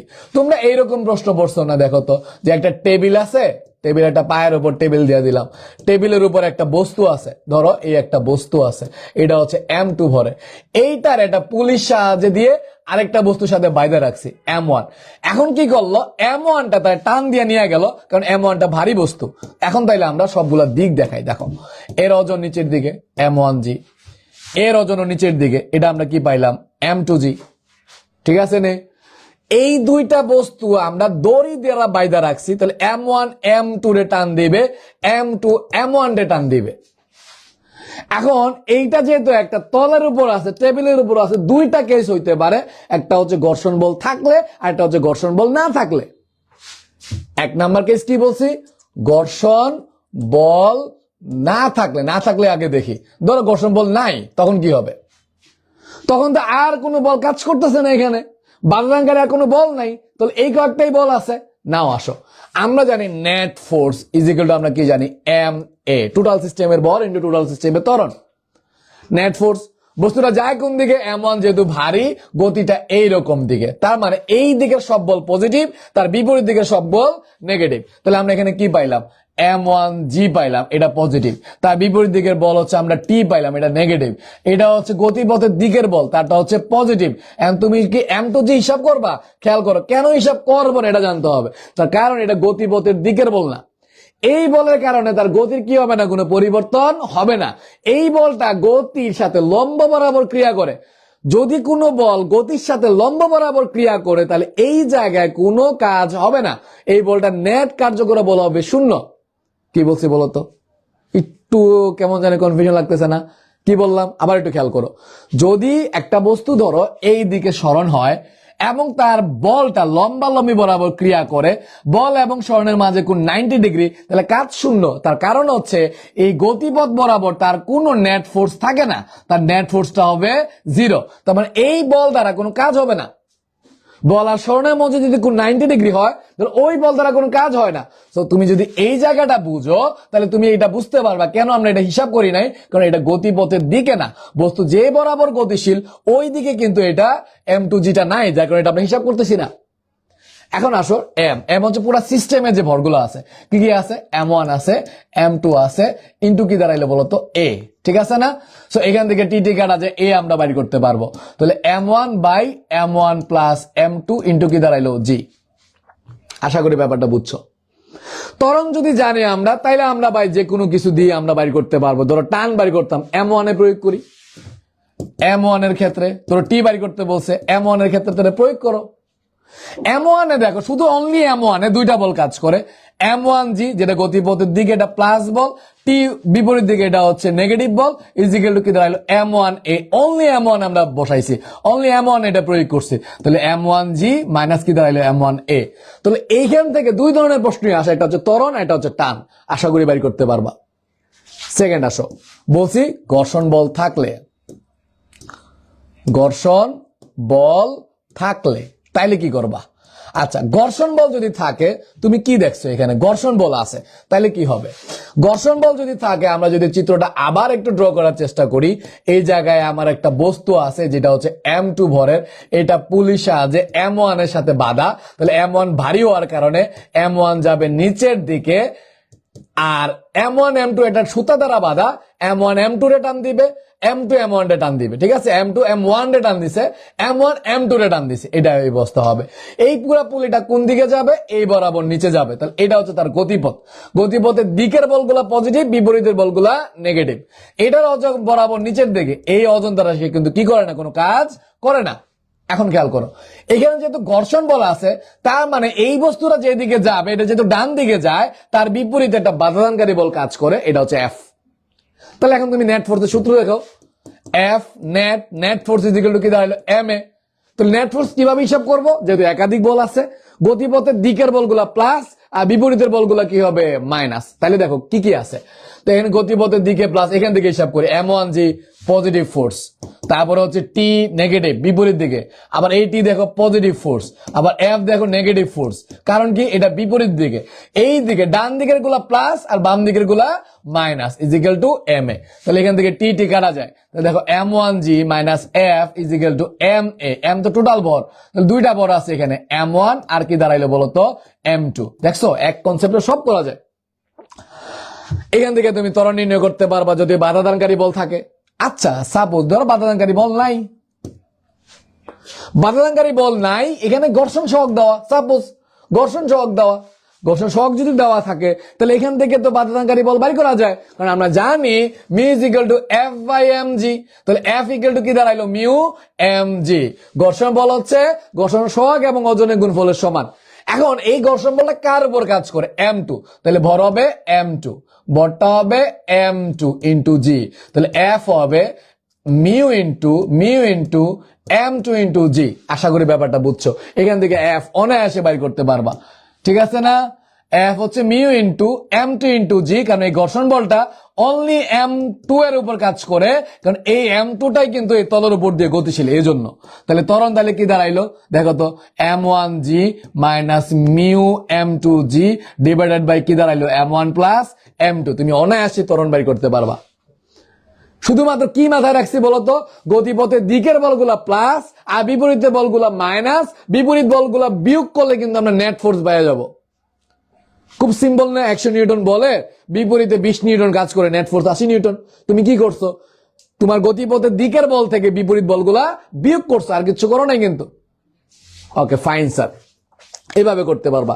টান যদি বাই করতে বলে যে কোনো একটা বস্তুতে প্রয়োগ করো, ধরো M1 এর ক্ষেত্রে বসাও, M1 এর ক্ষেত্রে বসাও। তুমি যদি M1 এর ক্ষেত্রে যদি বসায় টান বাই করতে চাও, তাহলে M1 এর দুইটা ফোর্স কাজ করে, এটা হচ্ছে M1G, এটা হচ্ছে T। M1G পজিটিভ হবে, T নেগেটিভ হবে, ইকুয়াল টু M1A। এখান থেকে কিন্তু টান বাই করতে পারবা। তাহলে যে কোনো সিস্টেমের কিন্তু দেখো তো ত্বরণের টান বাই করা যাচ্ছে, মুখস্থ করা লাগতেছে না, বুঝলি হয়। সেকেন্ড দেখো, আমরা কপি করলে আরো একটা সিস্টেম দেখি, কেন তুমি পারবা না একটু দেখে নেই। আমরা একটা বোর্ডে পরীক্ষায় দেখছি, এটা M3 ভরের একটা বস্তু আছে, যেটা তোমার উদ্দীপকেও দিছি।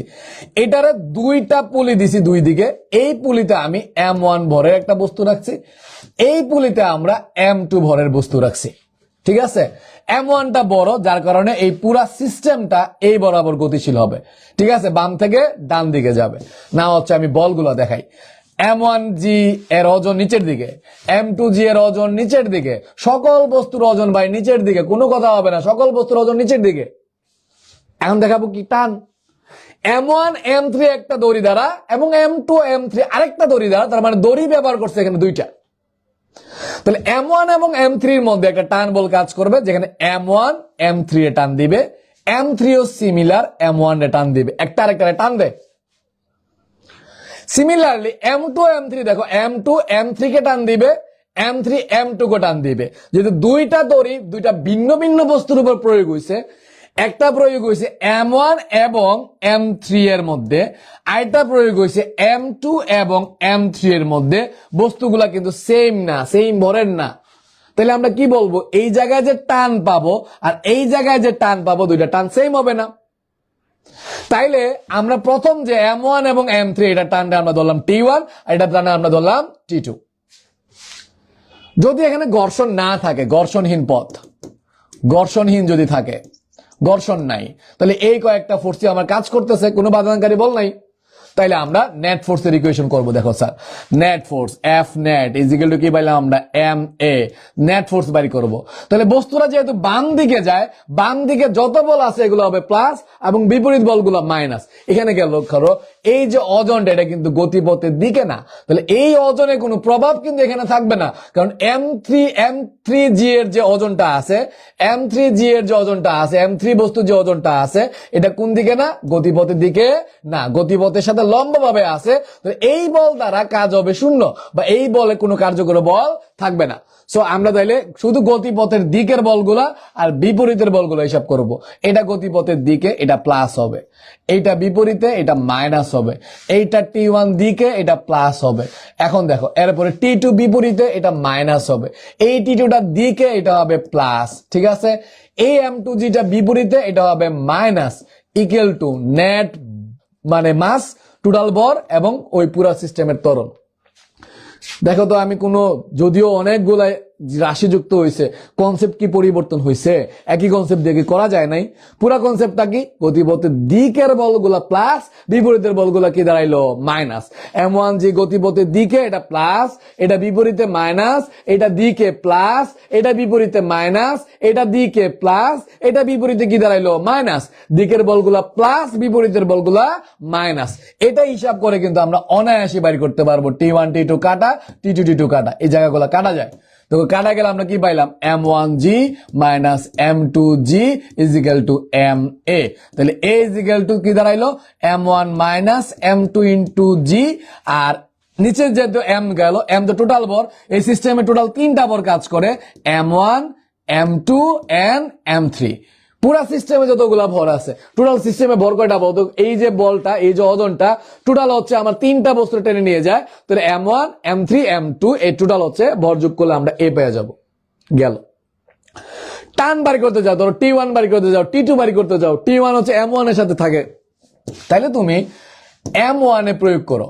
ধরো M1 এর ক্ষেত্রে কোন একটা ইকুয়েশন বিল্ড আপ করবা, একটা হচ্ছে পুরো সিস্টেমে করলা, আর এটা হচ্ছে যে কোনো একটা বস্তুর উপর প্রয়োগ করো। ধরো M1 এর উপর প্রয়োগ করলা, তাহলে কি দাঁড়ালো, M1 এ দুইটা বল কাজ করে, M1G যেটা প্লাস, T1 যেটা হচ্ছে minus, equal to net force equal to MA। কোন বস্তুর? M1 এর বস্তুর। তুমি M2 এর উপর প্রয়োগ করবা, M2 এর ক্ষেত্রে বাই করতে যাবা, দেখো M2 তে M2G কিন্তু তার বিপরীতে কাজ করে, এটা হবে মাইনাস, আর এটা তো দিকে কাজ করে, এটা হবে প্লাস। তাহলে এখানে T2টা হবে প্লাস, M2Gটা হবে মাইনাস, নেট ফোর্সের সমীকরণ হচ্ছে MA। এখানে M2 এর ক্ষেত্রে হিসাব করতেছি, বড় হবে শুধুমাত্র M2। তাহলে তুমি যদি টান বাড়ি করতে যাও, শুধুমাত্র একটা বস্তুর ক্ষেত্রে প্রয়োগ করো, আর যখন ত্বরণ বাড়ি করতে চাও, এখানে তো পুরা সিস্টেমের একই ত্বরণ থাকবে, তাহলে ওই সিস্টেমটা ত্বরণ হিসাব করে নিয়ে আসতে হবে। আশা করি তোমরা জটিল থেকে জটিলতর প্রশ্ন, পুলির ম্যাথ গুলা পারবা। এখানে আরেকটা জিনিস খেয়াল করো, যদি বাধাদানকারী বল থাকতো তাহলে কি হইতো? M3 এ দুইটা পুলি আমরা ব্যবহার করছি, দুইটা পুলি দিয়ে আমরা টেনে নিয়ে যাব, ঠিক আছে না? এই জায়গায় আমরা দিলাম M2, এই জায়গায় আমরা দিলাম M1, M1টা ভারী। আচ্ছা ফাইন, বলগুলো দেখাই। M1G নিচে, M3G নিচে, সবগুলা ওজন কিন্তু নিচের দিকে, খেয়াল করি আমরা ওজন দেখাইছি।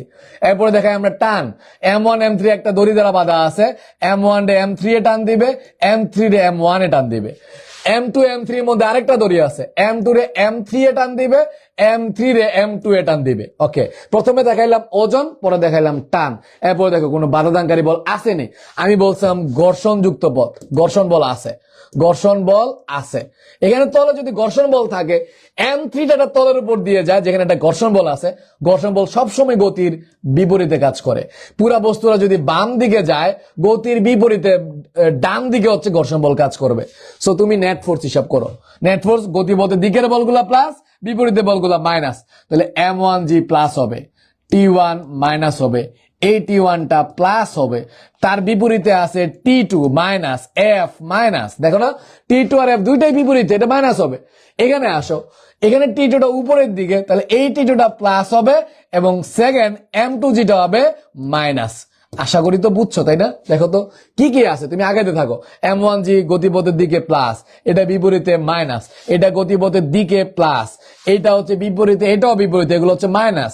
টি2টা হচ্ছে কি বলতো দিকে প্লাস, m2g বিপরীতে মাইনাস। তাহলে সিম্পল মনে রাখতে হয় গতিপথের দিকের আর গতিপথের বিপরীতের। তাইলে তুমি অনায়াসে বাধাদানকারী বল থাকুক অথবা না থাকুক তুমি অঙ্ক করে চলে আসতে পারবা। ঠিক আছে না? টি1 টি2 এগুলো সব কাটা যায়। তাহলে আনসারটা হবে m1g minus m2g minus f is equal to ma। So এ বাড়ি করতে পারবা, অনায়াসই বাড়ি করতে পারবা। m1g minus m2g minus f divided by m হচ্ছে সকল বস্তুর ভর। কি কি বস্তু আছে এখানে? m1 m2n m3। তাহলে সূত্র মুখস্থ করাই লাগে না, নিজে নিজে আলোচনা করে সূত্রগুলা বের করে যায়। আচ্ছা ফাইন স্যার। না হচ্ছে আমরা এই জায়গায় আমরা কি বললাম, যদি কোন একটা টান বাড়ি করতে হয় যে কোনো একটা বস্তুর ক্ষেত্রে প্রয়োগ করো, m1 এর ক্ষেত্রে সূত্র প্রয়োগ করো, m2 এর ক্ষেত্রে সূত্র প্রয়োগ করো, তাহলে t1 আর t2 নির্ণয় করতে পারবা। এটা দেখাইলাম না, আগেরটাতে দেখাইছি। f দেওয়া নাই, ঘর্ষণ সহগ দেওয়া, তাইলেও আমরা f বাড়ি করতে পারবো। মিউ হচ্ছে f বাই mg, তাহলে f হচ্ছে কি বলতো মিউ mg। সো এই যে আমরা পুলির বিভিন্ন ম্যাথ গুলা দেখাইলাম, তোমার কাছে যদি এতদিন কঠিনও মনে হয়, দেখো তো পুলির যে কোনো ম্যাথ করতে পারবা কিনা একটু কমেন্ট করে জানাও তো। যারা ক্লাস করতেছো কমেন্ট করে একটু জানাইও যে পুলির যে কোনো ম্যাথ এখন থেকে সহজ মনে হবে কিনা। খুবই সহজ কিন্তু এই ম্যাথ গুলা, যদি তুমি কনসেপ্টটা জানা থাকে, কনসেপ্টটা বোঝা থাকে। পুলি থেকে দুই ধরনের ম্যাথ দিতে পারে, একটা হচ্ছে পুলিটার ত্বরণ নির্ণয় করা, দেন হচ্ছে আমাদের কি দিতে পারে, টান নির্ণয় করা। আশা করি এই দুই ধরনের প্রশ্ন তুমি সমাধান করতে পারবা। নাও আসো আমরা পরবর্তী প্রশ্নে যাই, টাইপ 3 তে আমরা যাই। টাইপ 3 তে আমরা কি দেখছি? মহাকর্ষ, সংঘর্ষ ও ভরবেগ এই রিলেটেড প্রশ্নগুলা। এখানে দুইটা বস্তু আছে, একটা হচ্ছে 1000 কেজি আর একটা হচ্ছে 2000 কেজি। আচ্ছা, মহাকর্ষ, সংঘর্ষ, ভরবেগ এই রিলেটেড কনসেপ্ট তো কিছুটা আলোচনা করা দরকার, তাই না? আমি কনসেপ্ট আলোচনা করলাম না, তাহলে কেমনে আলোচনা করবেন? আপনি তো পারবেন না। মহাকর্ষ সম্পর্কে একটু আলোচনা করি। মহাকর্ষ সম্পর্কে কি আলোচনা করার? মহাবিশ্বের যে কোনো দুইটা বস্তুর মধ্যে একটা আকর্ষণ আছে, ধরো m1 এবং m2, তাদের মধ্যে একটা দূরত্ব আছে। দুইটা বস্তুর মধ্যে যে আকর্ষণ বল তাই আমরা বলি মহাকর্ষ বল, এবং এই মহাকর্ষ বলটা হচ্ছে g m1 m2 ভাগ হলো d স্কয়ার। দুইটা বস্তুর ভরের গুণফলের সমানুপাতিক, দূরত্বের বর্গের ব্যস্তানুপাতিক। ঠিক আছে না?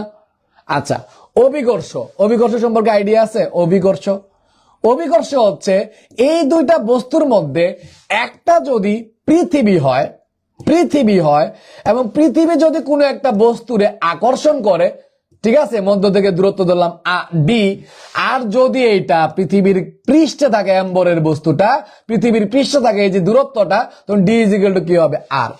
ঠিক আছে না? পৃথিবীর পৃষ্ঠে কোনো একটা বস্তু, তাহলে পৃথিবীর কেন্দ্র থেকে দূরত্ব, এটা তার ব্যাসার্ধের সমান। নাও খেয়াল করো, সেক্ষেত্রে আমরা সমীকরণ কি জানি? F ইজ ইকুয়াল টু জি, একটা হচ্ছে পৃথিবীর ভর, একটা হচ্ছে ওই বস্তুর ভর, এবং তাদের মধ্যকার দূরত্ব ডি স্কয়ার। যদি ভূপৃষ্ঠ হয় তাহলে আমরা F ইকুয়াল টু কি লিখবো? জি এম, পৃথিবীর ভর, ওই বস্তুর ভর, এবং তাদের মধ্যকার দূরত্ব পৃথিবীর ব্যাসার্ধের সমান, তাহলে ডি হচ্ছে আর, আর স্কয়ার। তো এটা হচ্ছে অভিকর্ষজ বল, এবং আমরা জানি এই যে অভিকর্ষজ বল এটা হচ্ছে ওই বস্তুর ওজনের সমান। তাহলে F ইজ ইকুয়াল টু আমরা কি লিখি? এম জি লিখি। যেখানে এই যে জিটা, এই জিটার আমরা বলি অভিকর্ষজ ত্বরণ। অভিকর্ষজ ত্বরণ অর্থাৎ একটা বস্তু অভিকর্ষ বলের প্রভাবে, এই যে একটা পরন্ত বস্তু ছেড়ে দিলে অভিকর্ষ বলের প্রভাবে নিচে নামে, এই যে বেগ বৃদ্ধির যে হারটা, এইটাকে আমরা মূলত বলতেছি অভিকর্ষজ ত্বরণ। এটা যদি অভিকর্ষজ ত্বরণ হয়, অভিকর্ষজ ত্বরণ নির্ণয় করার সূত্র কি? G equal to G M by R square. আশা করি মহাকর্ষ বল বাড়ি করতে পারবা, অভিকর্ষ বল বাড়ি করতে পারবা, অভিকর্ষ ত্বরণ বাড়ি করতে পারবা কোন একটা গ্রহের, g equal to G M by R square. আচ্ছা, আমি যদি তোমারে প্রশ্ন করি পৃথিবীর সাথে তুলনা করে, পৃথিবীর সাথে তুলনা করলাম, পৃথিবীর সাথে তুলনা করলাম, ঠিক আছে, করে বললাম যে ভাই পৃথিবীর ভর চাঁদের ভরের এত গুণ, পৃথিবীর ব্যাসার্ধ চাঁদের ব্যাসার্ধের এত গুণ, পৃথিবীতে অভিকর্ষ ত্বরণ এত হইলে চাঁদে কত হবে? সো এই ধরনের প্রশ্নগুলো তুমি অনায়াসে আনসার করতে পারবা অনুবাদ করে। ধরো তুমি পৃথিবীর সাথে তুলনা করবা চাঁদেরটা বাইর করবা, তাহলে জি এম বাই জিই। ঠিক আছে, জি এর অনুপাত করলাম চাঁদ বাই পৃথিবী। এখন খেয়াল করো, জি তো সর্বজনীন মহাকর্ষীয় ধ্রুবক, সবার ক্ষেত্রে সেম থেকে এটা যাবে কাটা। ভর সাথে জি এর সম্পর্ক সমানুপাতিক, লবে থাকলে সমানুপাতিক, হরে থাকলে ব্যস্তানুপাতিক। তাহলে দেখো ভর যেহেতু সমানুপাতিক তাহলে অনুপাতটা সেম হবে, চাঁদ বাই পৃথিবী, ভরের ক্ষেত্রে হবে চাঁদ বাই পৃথিবী। ঠিক আছে না, চাঁদের ভর বাই পৃথিবীর ভর। ব্যাসার্ধ কিন্তু হরে আছে, ব্যস্তানুপাতিক, তাহলে পৃথিবীর ব্যাসার্ধ ডিভাইডেড বাই চাঁদের ব্যাসার্ধ। উল্টা হয়েছে, ব্যস্তানুপাতিক হইলে উল্টা হয়, বিপরীত সম্পর্ক হয়। তাহলে খেয়াল করো, এই অনুপাত ব্যবহার করে কিন্তু আমরা পৃথিবীর পৃষ্ঠে অভিকর্ষ ত্বরণ জানলে এবং পৃথিবীর ভরের সাথে অন্য কোন গ্রহের ভরের তুলনা করলো, ব্যাসার্ধের তুলনা করলো, তাইলেও কিন্তু আমরা অভিকর্ষ ত্বরণ নির্ণয় করতে পারবো। ঠিক আছে, তাহলে আমরা মহাকর্ষ, অভিকর্ষ ত্বরণ এই রিলেটেড প্রশ্নগুলো পড়লাম। এখন সেকেন্ড প্রশ্ন, ভূপৃষ্ঠ থেকে যদি এইচ উচ্চতায় যাও, ভূপৃষ্ঠ থেকে এইচ উচ্চতায় গেলে তখন কি হবে? দেখো, তুমি যদি ভূপৃষ্ঠ থেকে একটা নির্দিষ্ট পরিমাণ উচ্চতায় যাও তখন তোমার সমীকরণ হবে জিএম বাই, কেন্দ্র থেকে দূরত্ব বাড়বে তাহলে GM by R plus H whole square. এইটা ভূপৃষ্ঠের সাথে তুলনা করলে আরো একটা সমীকরণ পাওয়া যায়, gh equal to R by R plus H whole square into G. তাহলে ভূপৃষ্ঠ থেকে এইচ উচ্চতায় গেলে, ধরো পাহাড়ের উপরে গেছো, একটা স্যাটেলাইটে গেছো, একটা এভারেস্টের উপরে গেছো, তুমি ওই জায়গায় অভিকর্ষ ত্বরণ গুলো বাইর করতে চাও, তখন কিন্তু এই দুইটা সমীকরণ দ্বারা বাইর করতে পারবা। সো আমরা কি টপিক কভার করলাম, দেখো কনসেপ্টটা আইসা, মহাকর্ষ বল, অভিকর্ষ বল, তারপরে হচ্ছে অভিকর্ষ ত্বরণ এবং পৃথিবীর সাথে তুলনা করে অভিকর্ষ ত্বরণ, ভূপৃষ্ঠ থেকে এইচ উচ্চতায় অভিকর্ষ ত্বরণ। আশা করি তোমরা এই ধরনের প্রশ্ন আনসার করতে পারবা। ঠিক আছে, না আমরা সংঘর্ষ নিয়ে আলোচনা করি। সংঘর্ষ, আচ্ছা স্যার, সংঘর্ষ নিয়ে যদি আলোচনা করতে চাই, দুইটা বস্তু, একটা M1 ভরের বস্তু, ধরো আদিবেগ U1, মুখামুখি হইতে পারে, বিপরীত দিকে হইতে পারে। ধরো মুখামুখি আলোচনা করলাম, তার ভর হচ্ছে U2। এই ব্যাগ প্লাস হলে, বিপরীত দিকের ব্যাগ হলে, একটা প্লাস হলে এটা কি হবে? মাইনাস হবে। এখানে একটা সংঘর্ষ হইলো, ধাক্কা খাইলো, ধাক্কার পরে মিলিত অবস্থায় যাইতে পারে, অথবা তোমার কি করতে পারে বলতো, স্ক্যাটার হয়ে যাইতে পারে, বা দুইটা বিভিন্ন দিকেও যাইতে পারে। আগে একটা ব্যাগ থাকতে পারে এবং পরে ব্যাগ থাকতে পারে। এই জায়গায় আমরা ভর ব্যাগের নিত্যতা ইউজ করতে পারি। ভর ব্যাগের নিত্যতা তাহলে কি দাঁড়াইলো? দুইটা, একটা সংঘর্ষে দুইটা বস্তুর আগের ভরবেগ, ভর এবং বেগ, আগের ভরবেগ এবং পরের ভরবেগ গুলো সমান হবে M1 V1 M2 V2। আগের ভরবেগ এবং সংঘর্ষের পরে ধাক্কা খাওয়ার পরের ভরবেগ গুলো সমান হবে। সেকেন্ড, যদি দেখো যে দুইটা বস্তু ধাক্কার পরে একই বেগে চলে, তাহলে তাদের বেগ গুলা কিন্তু সমান হয়ে যাবে। বেগটা কমন নিলে আমরা পাবো M1 plus M2 into V। এইটা দিয়ে আমরা কত বেগে যায়, মিলিত অবস্থায় কত বেগে যায়, এই মিলিত বেগ বাইর করতে পারবো। এটা হচ্ছে ভরবেগের নিত্যতা। এইখানে আরো একটা নিত্যতা আছে, এটা হচ্ছে গতিশক্তির নিত্যতা। ঠিক আছে, গতিশক্তির নিত্যতা কি বলে? একটা সংঘর্ষের আগের গতিশক্তি আর পরের গতিশক্তি টোটাল সমান হবে। আর যদি এটা সমান হয় তাহলে এটা স্থিতিস্থাপক সংঘর্ষ হয়। কোন ধরনের সংঘর্ষ হয়? স্থিতিস্থাপক সংঘর্ষ হয়। আর যদি সমান না হয় তাহলে এটা হবে অস্থিতিস্থাপক সংঘর্ষ। ঠিক আছে, যদি আগের গতিশক্তি আর পরের গতিশক্তি সমান হয় এটা হচ্ছে স্থিতিস্থাপক সংঘর্ষ, আর যদি সমান না হয় এটাকে আমরা বলি অস্থিতিস্থাপক সংঘর্ষ। তাইলে স্যার এটা দেখো গতিশক্তি হিসাব করে কেমনে, হাফ এম ভি স্কোয়ার, আগেরটা হিসাব করবো কিন্তু তো ব্যাগটারে E1 দ্বারা প্রকাশ করছি, হাফ M1 E1 স্কোয়ার। এটা তাহলে কি হবে? হাফ M2 U2 স্কোয়ার, সংঘর্ষের আগের টোটাল গতিশক্তি। ঠিক আছে না, EK1 হিসাব করছি, EK1 সংঘর্ষের আগের গতিশক্তি। নাও আমরা সংঘর্ষের পরের গতিশক্তি হিসাব করি, এটা হইতে পারে হাফ M1, প্রথম বস্তু শেষ বেগ হচ্ছে V1, হাফ M2 দ্বিতীয় বস্তু শেষ বেগ হচ্ছে V2। একটা সংঘর্ষের আগের গতিশক্তি, একটা হচ্ছে সংঘর্ষের পরের গতিশক্তি। স্যার, যদি বেগ বস্তু দুইটা মিলিত হয়ে যায়, একই ব্যাগ নিয়ে চলে, তাহলে তুমি ব্যাগ কমন নিবা, তাহলে হাফ M1 প্লাস M2 তাহলে কি হবে? V square. তাহলে এইটা কখন করবা? যদি তোমারে বলে যে বস আমারে বলো যে এই যে সংঘর্ষটা হইছে এটা স্থিতিস্থাপক নাকি অস্থিতিস্থাপক, তাহলে তুমি কিভাবে দেখাবা? সংঘর্ষের আগের গতিশক্তি এবং পরের গতিশক্তি বাইর করবা। যদি সমান হয় স্থিতিস্থাপক সংঘর্ষ হবে, সমান না হইলে অস্থিতিস্থাপক সংঘর্ষ হবে। আশা করি তোমরা বুঝছো। এখন দেখো সংঘর্ষের পরে শেষ বেগ, সংঘর্ষের পরে শেষ বেগ বাইর করবা। তোমার ধরো দুইটা শেষ বেগ দেওয়া নাই, তাহলে ভরবেগের নিত্যতা দিয়ে শেষ বেগ বাইর করতে পারতেছো না, তখন তুমি যেটা বাইর করতে পারবা ভরবেগের নিত্যতা এবং গতিশক্তির নিত্যতা ব্যবহার করে একটা সূত্র আসে, এই সূত্রটা প্রমাণটা দেখাবো না, তোমাদের লেভেলের জন্য অনেক বড় প্রমাণ হয়ে যাবে। তাহলে m1 minus m2 m1 plus m2 u1 plus 2m2 m1 plus m2 u2, এটা দ্বারা তুমি প্রথম বস্তু শেষ বেগ বাইর করতে পারবা। এবং দ্বিতীয় বস্তু শেষ বেগ বাইর করতে গেলে এটা সামনে নিয়ে আসো, 2m1 m1 plus m2 plus u1, ঠিক আছে। তারপরে দাঁড়াইলো m2 minus m1 m1 plus m2 u2, ঠিক আছে।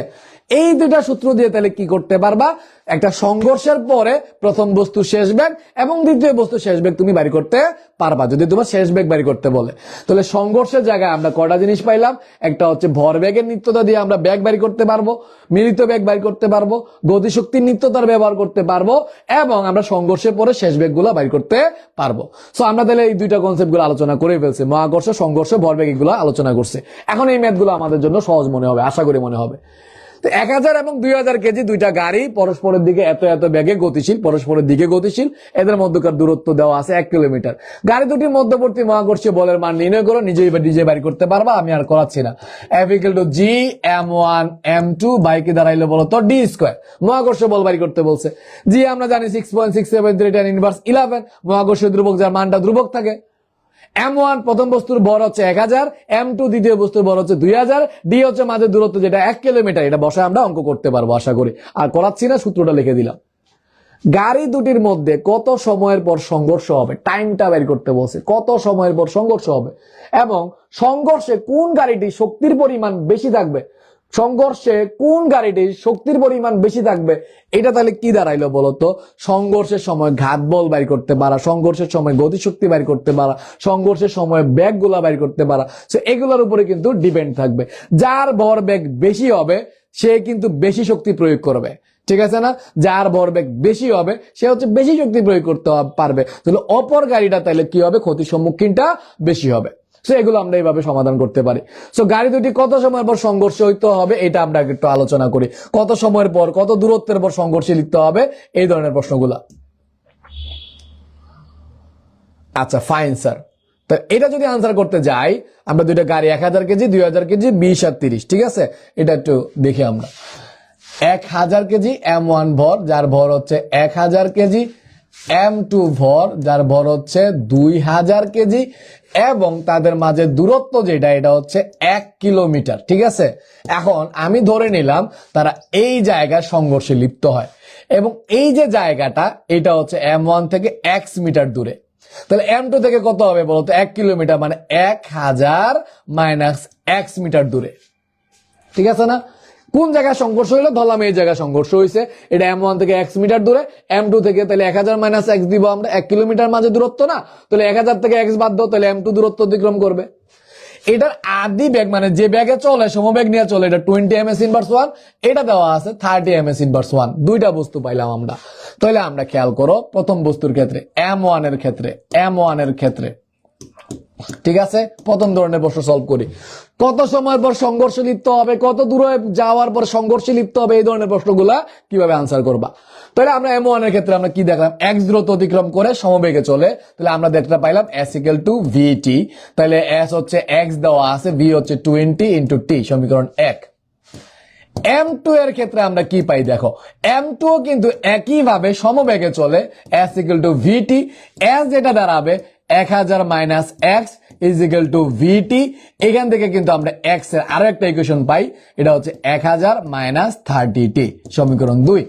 এখন 2 নং সমীকরণে 1 এর x এর মানটা বসাই, 1 ও 2 হতে পাই, 1 ও 2 হতে পাই। দুইটা সমীকরণে বাম পাশ সমান ডান পাশও সমান হবে, তাহলে 20t = 1000 মাইনাস 30t। কি করছি বুঝছো তো, তাই না।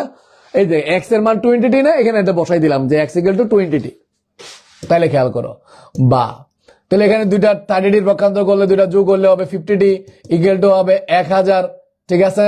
অতএব t = তাহলে কি দাঁড়াইলো 1000 ভাগ হচ্ছে 50, তাহলে t = দাঁড়াইলো 1000/50, 1000 ভাগ হচ্ছে 50, তাহলে আমরা পাইলাম 20 সেকেন্ড পরে। 20 সেকেন্ড পরে হচ্ছে গাড়ি দুইটা মিলিত হবে।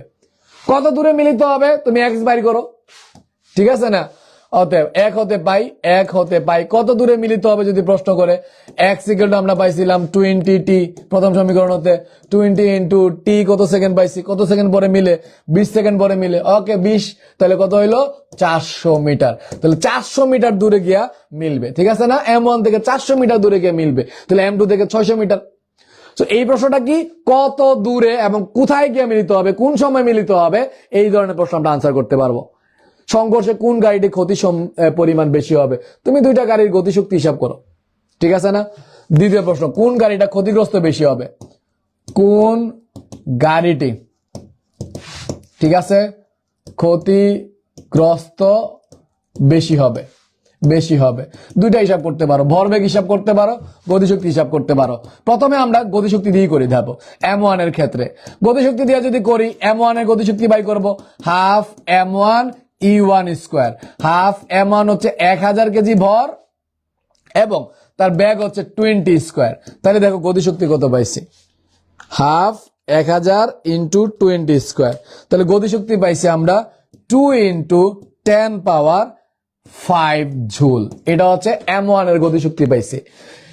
M2 এর ক্ষেত্রে আমরা কি পাই দেখো, M2 এর ক্ষেত্রে আমরা গতিশক্তি যদি বাইর করতে চাই, half M1 M2 UT square. Okay fine, M2 হচ্ছে 2000 এবং তার ব্যাগ দেওয়া আছে 30, ঠিক আছে, তার গতিশক্তি বেশি হবে।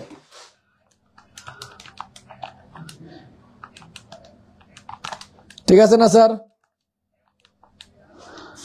এটা পাইলাম 9 ইন্টু 10 পাওয়ার 5 জুল।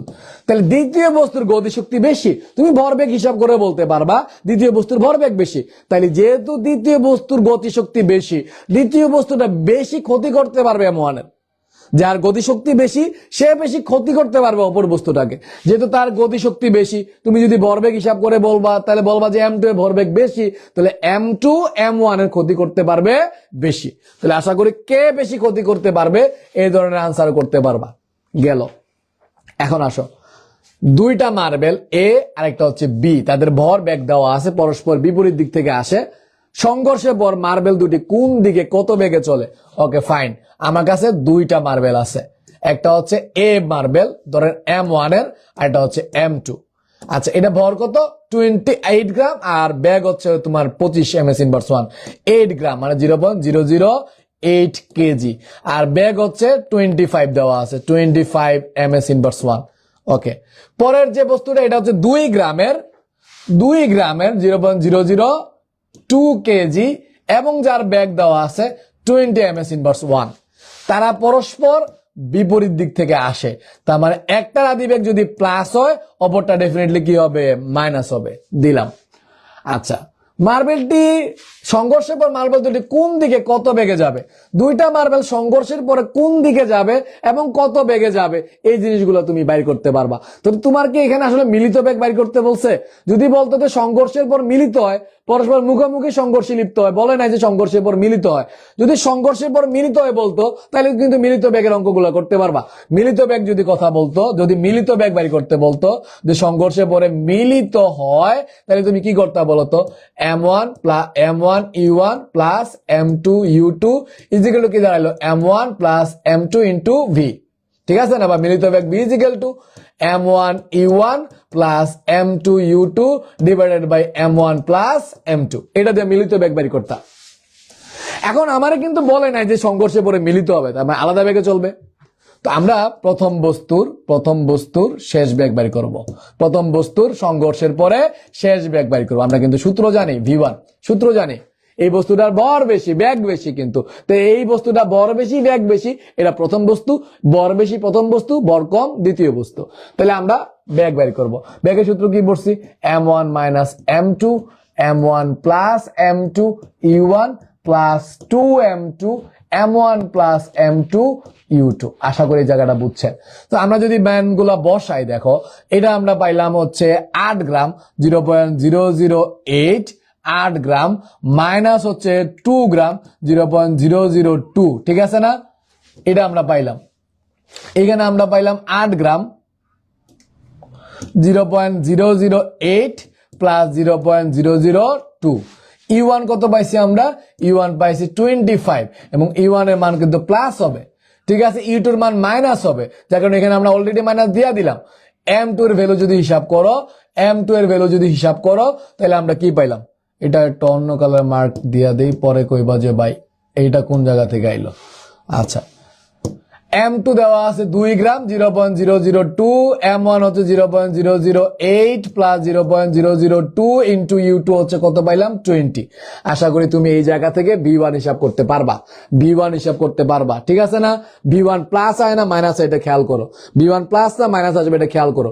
V1 যদি প্লাস হয় প্রথম বস্তুর দিকে যাবে, ঠিক আছে না? ধাক্কার পরে প্রথম যে বস্তুটা, প্রথম বস্তু যেদিকে আছে ওই দিকে যাবে, ঠিক আছে?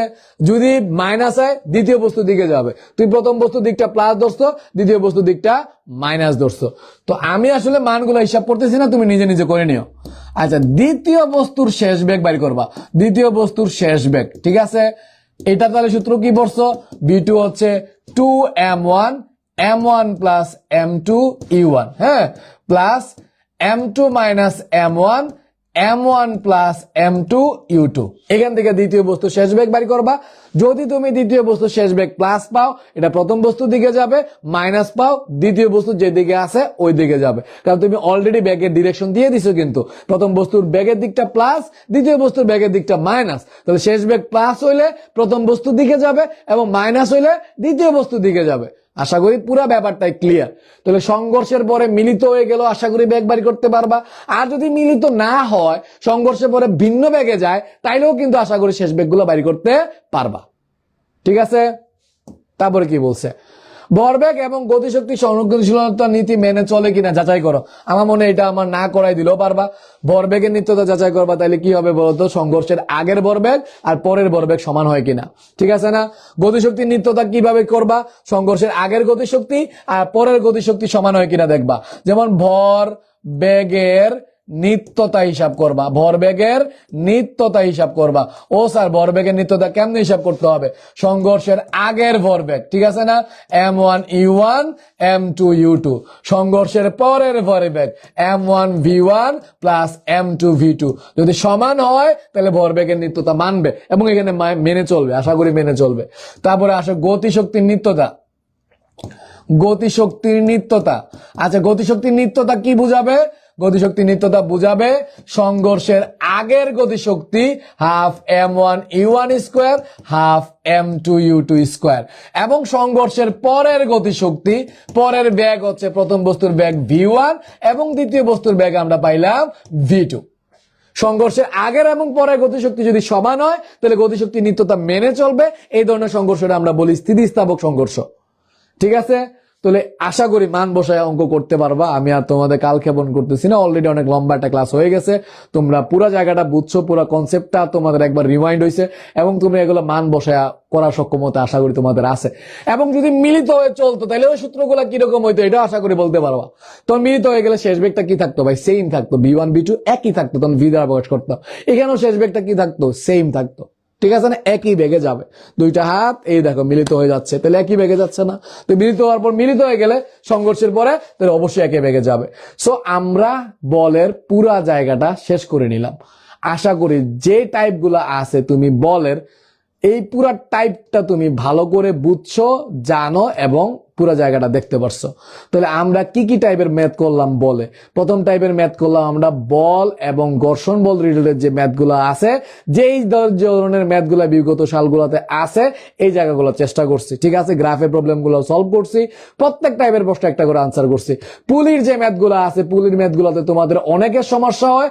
এই পুলির ম্যাথের কনসেপ্টগুলো কিভাবে ইজিলি করতে পারবা, ঘর্ষণ বল থাকুক বা না থাকুক সেটাও আলোচনা করছি।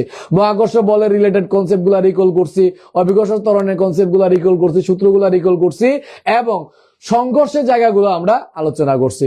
আশা করি এই যে টপিকগুলো আছে, যত ধরনের প্রশ্ন আছে, তোমার প্রত্যেক ধরনের প্রশ্নটা ক্লিয়ার হয়ে গেছে, তোমার কনসেপ্টটা ক্লিয়ার হয়ে গেছে।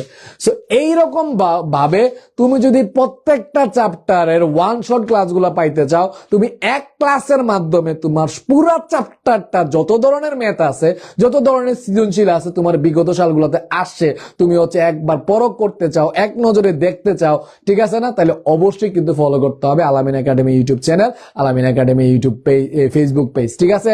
এছাড়াও আমরা কিন্তু প্রত্যেক চ্যাপ্টারের কিন্তু এমসিকিউ ক্লাসগুলো দেই। এগুলো কিন্তু তোমাদের নিয়মিত করতে হবে। তাহলে ভালো থাকবা, সুস্থ থাকবা, দেখা হবে তোমাদের সাথে নেক্সট চ্যাপ্টারে। আমরা কিন্তু অলরেডি 2টা চ্যাপ্টার শেষ করে ফেলছি, ঠিক আছে? বাকি চ্যাপ্টার গুলোর জন্য যুক্ত থাকতে হবে আলামিন একাডেমিতে।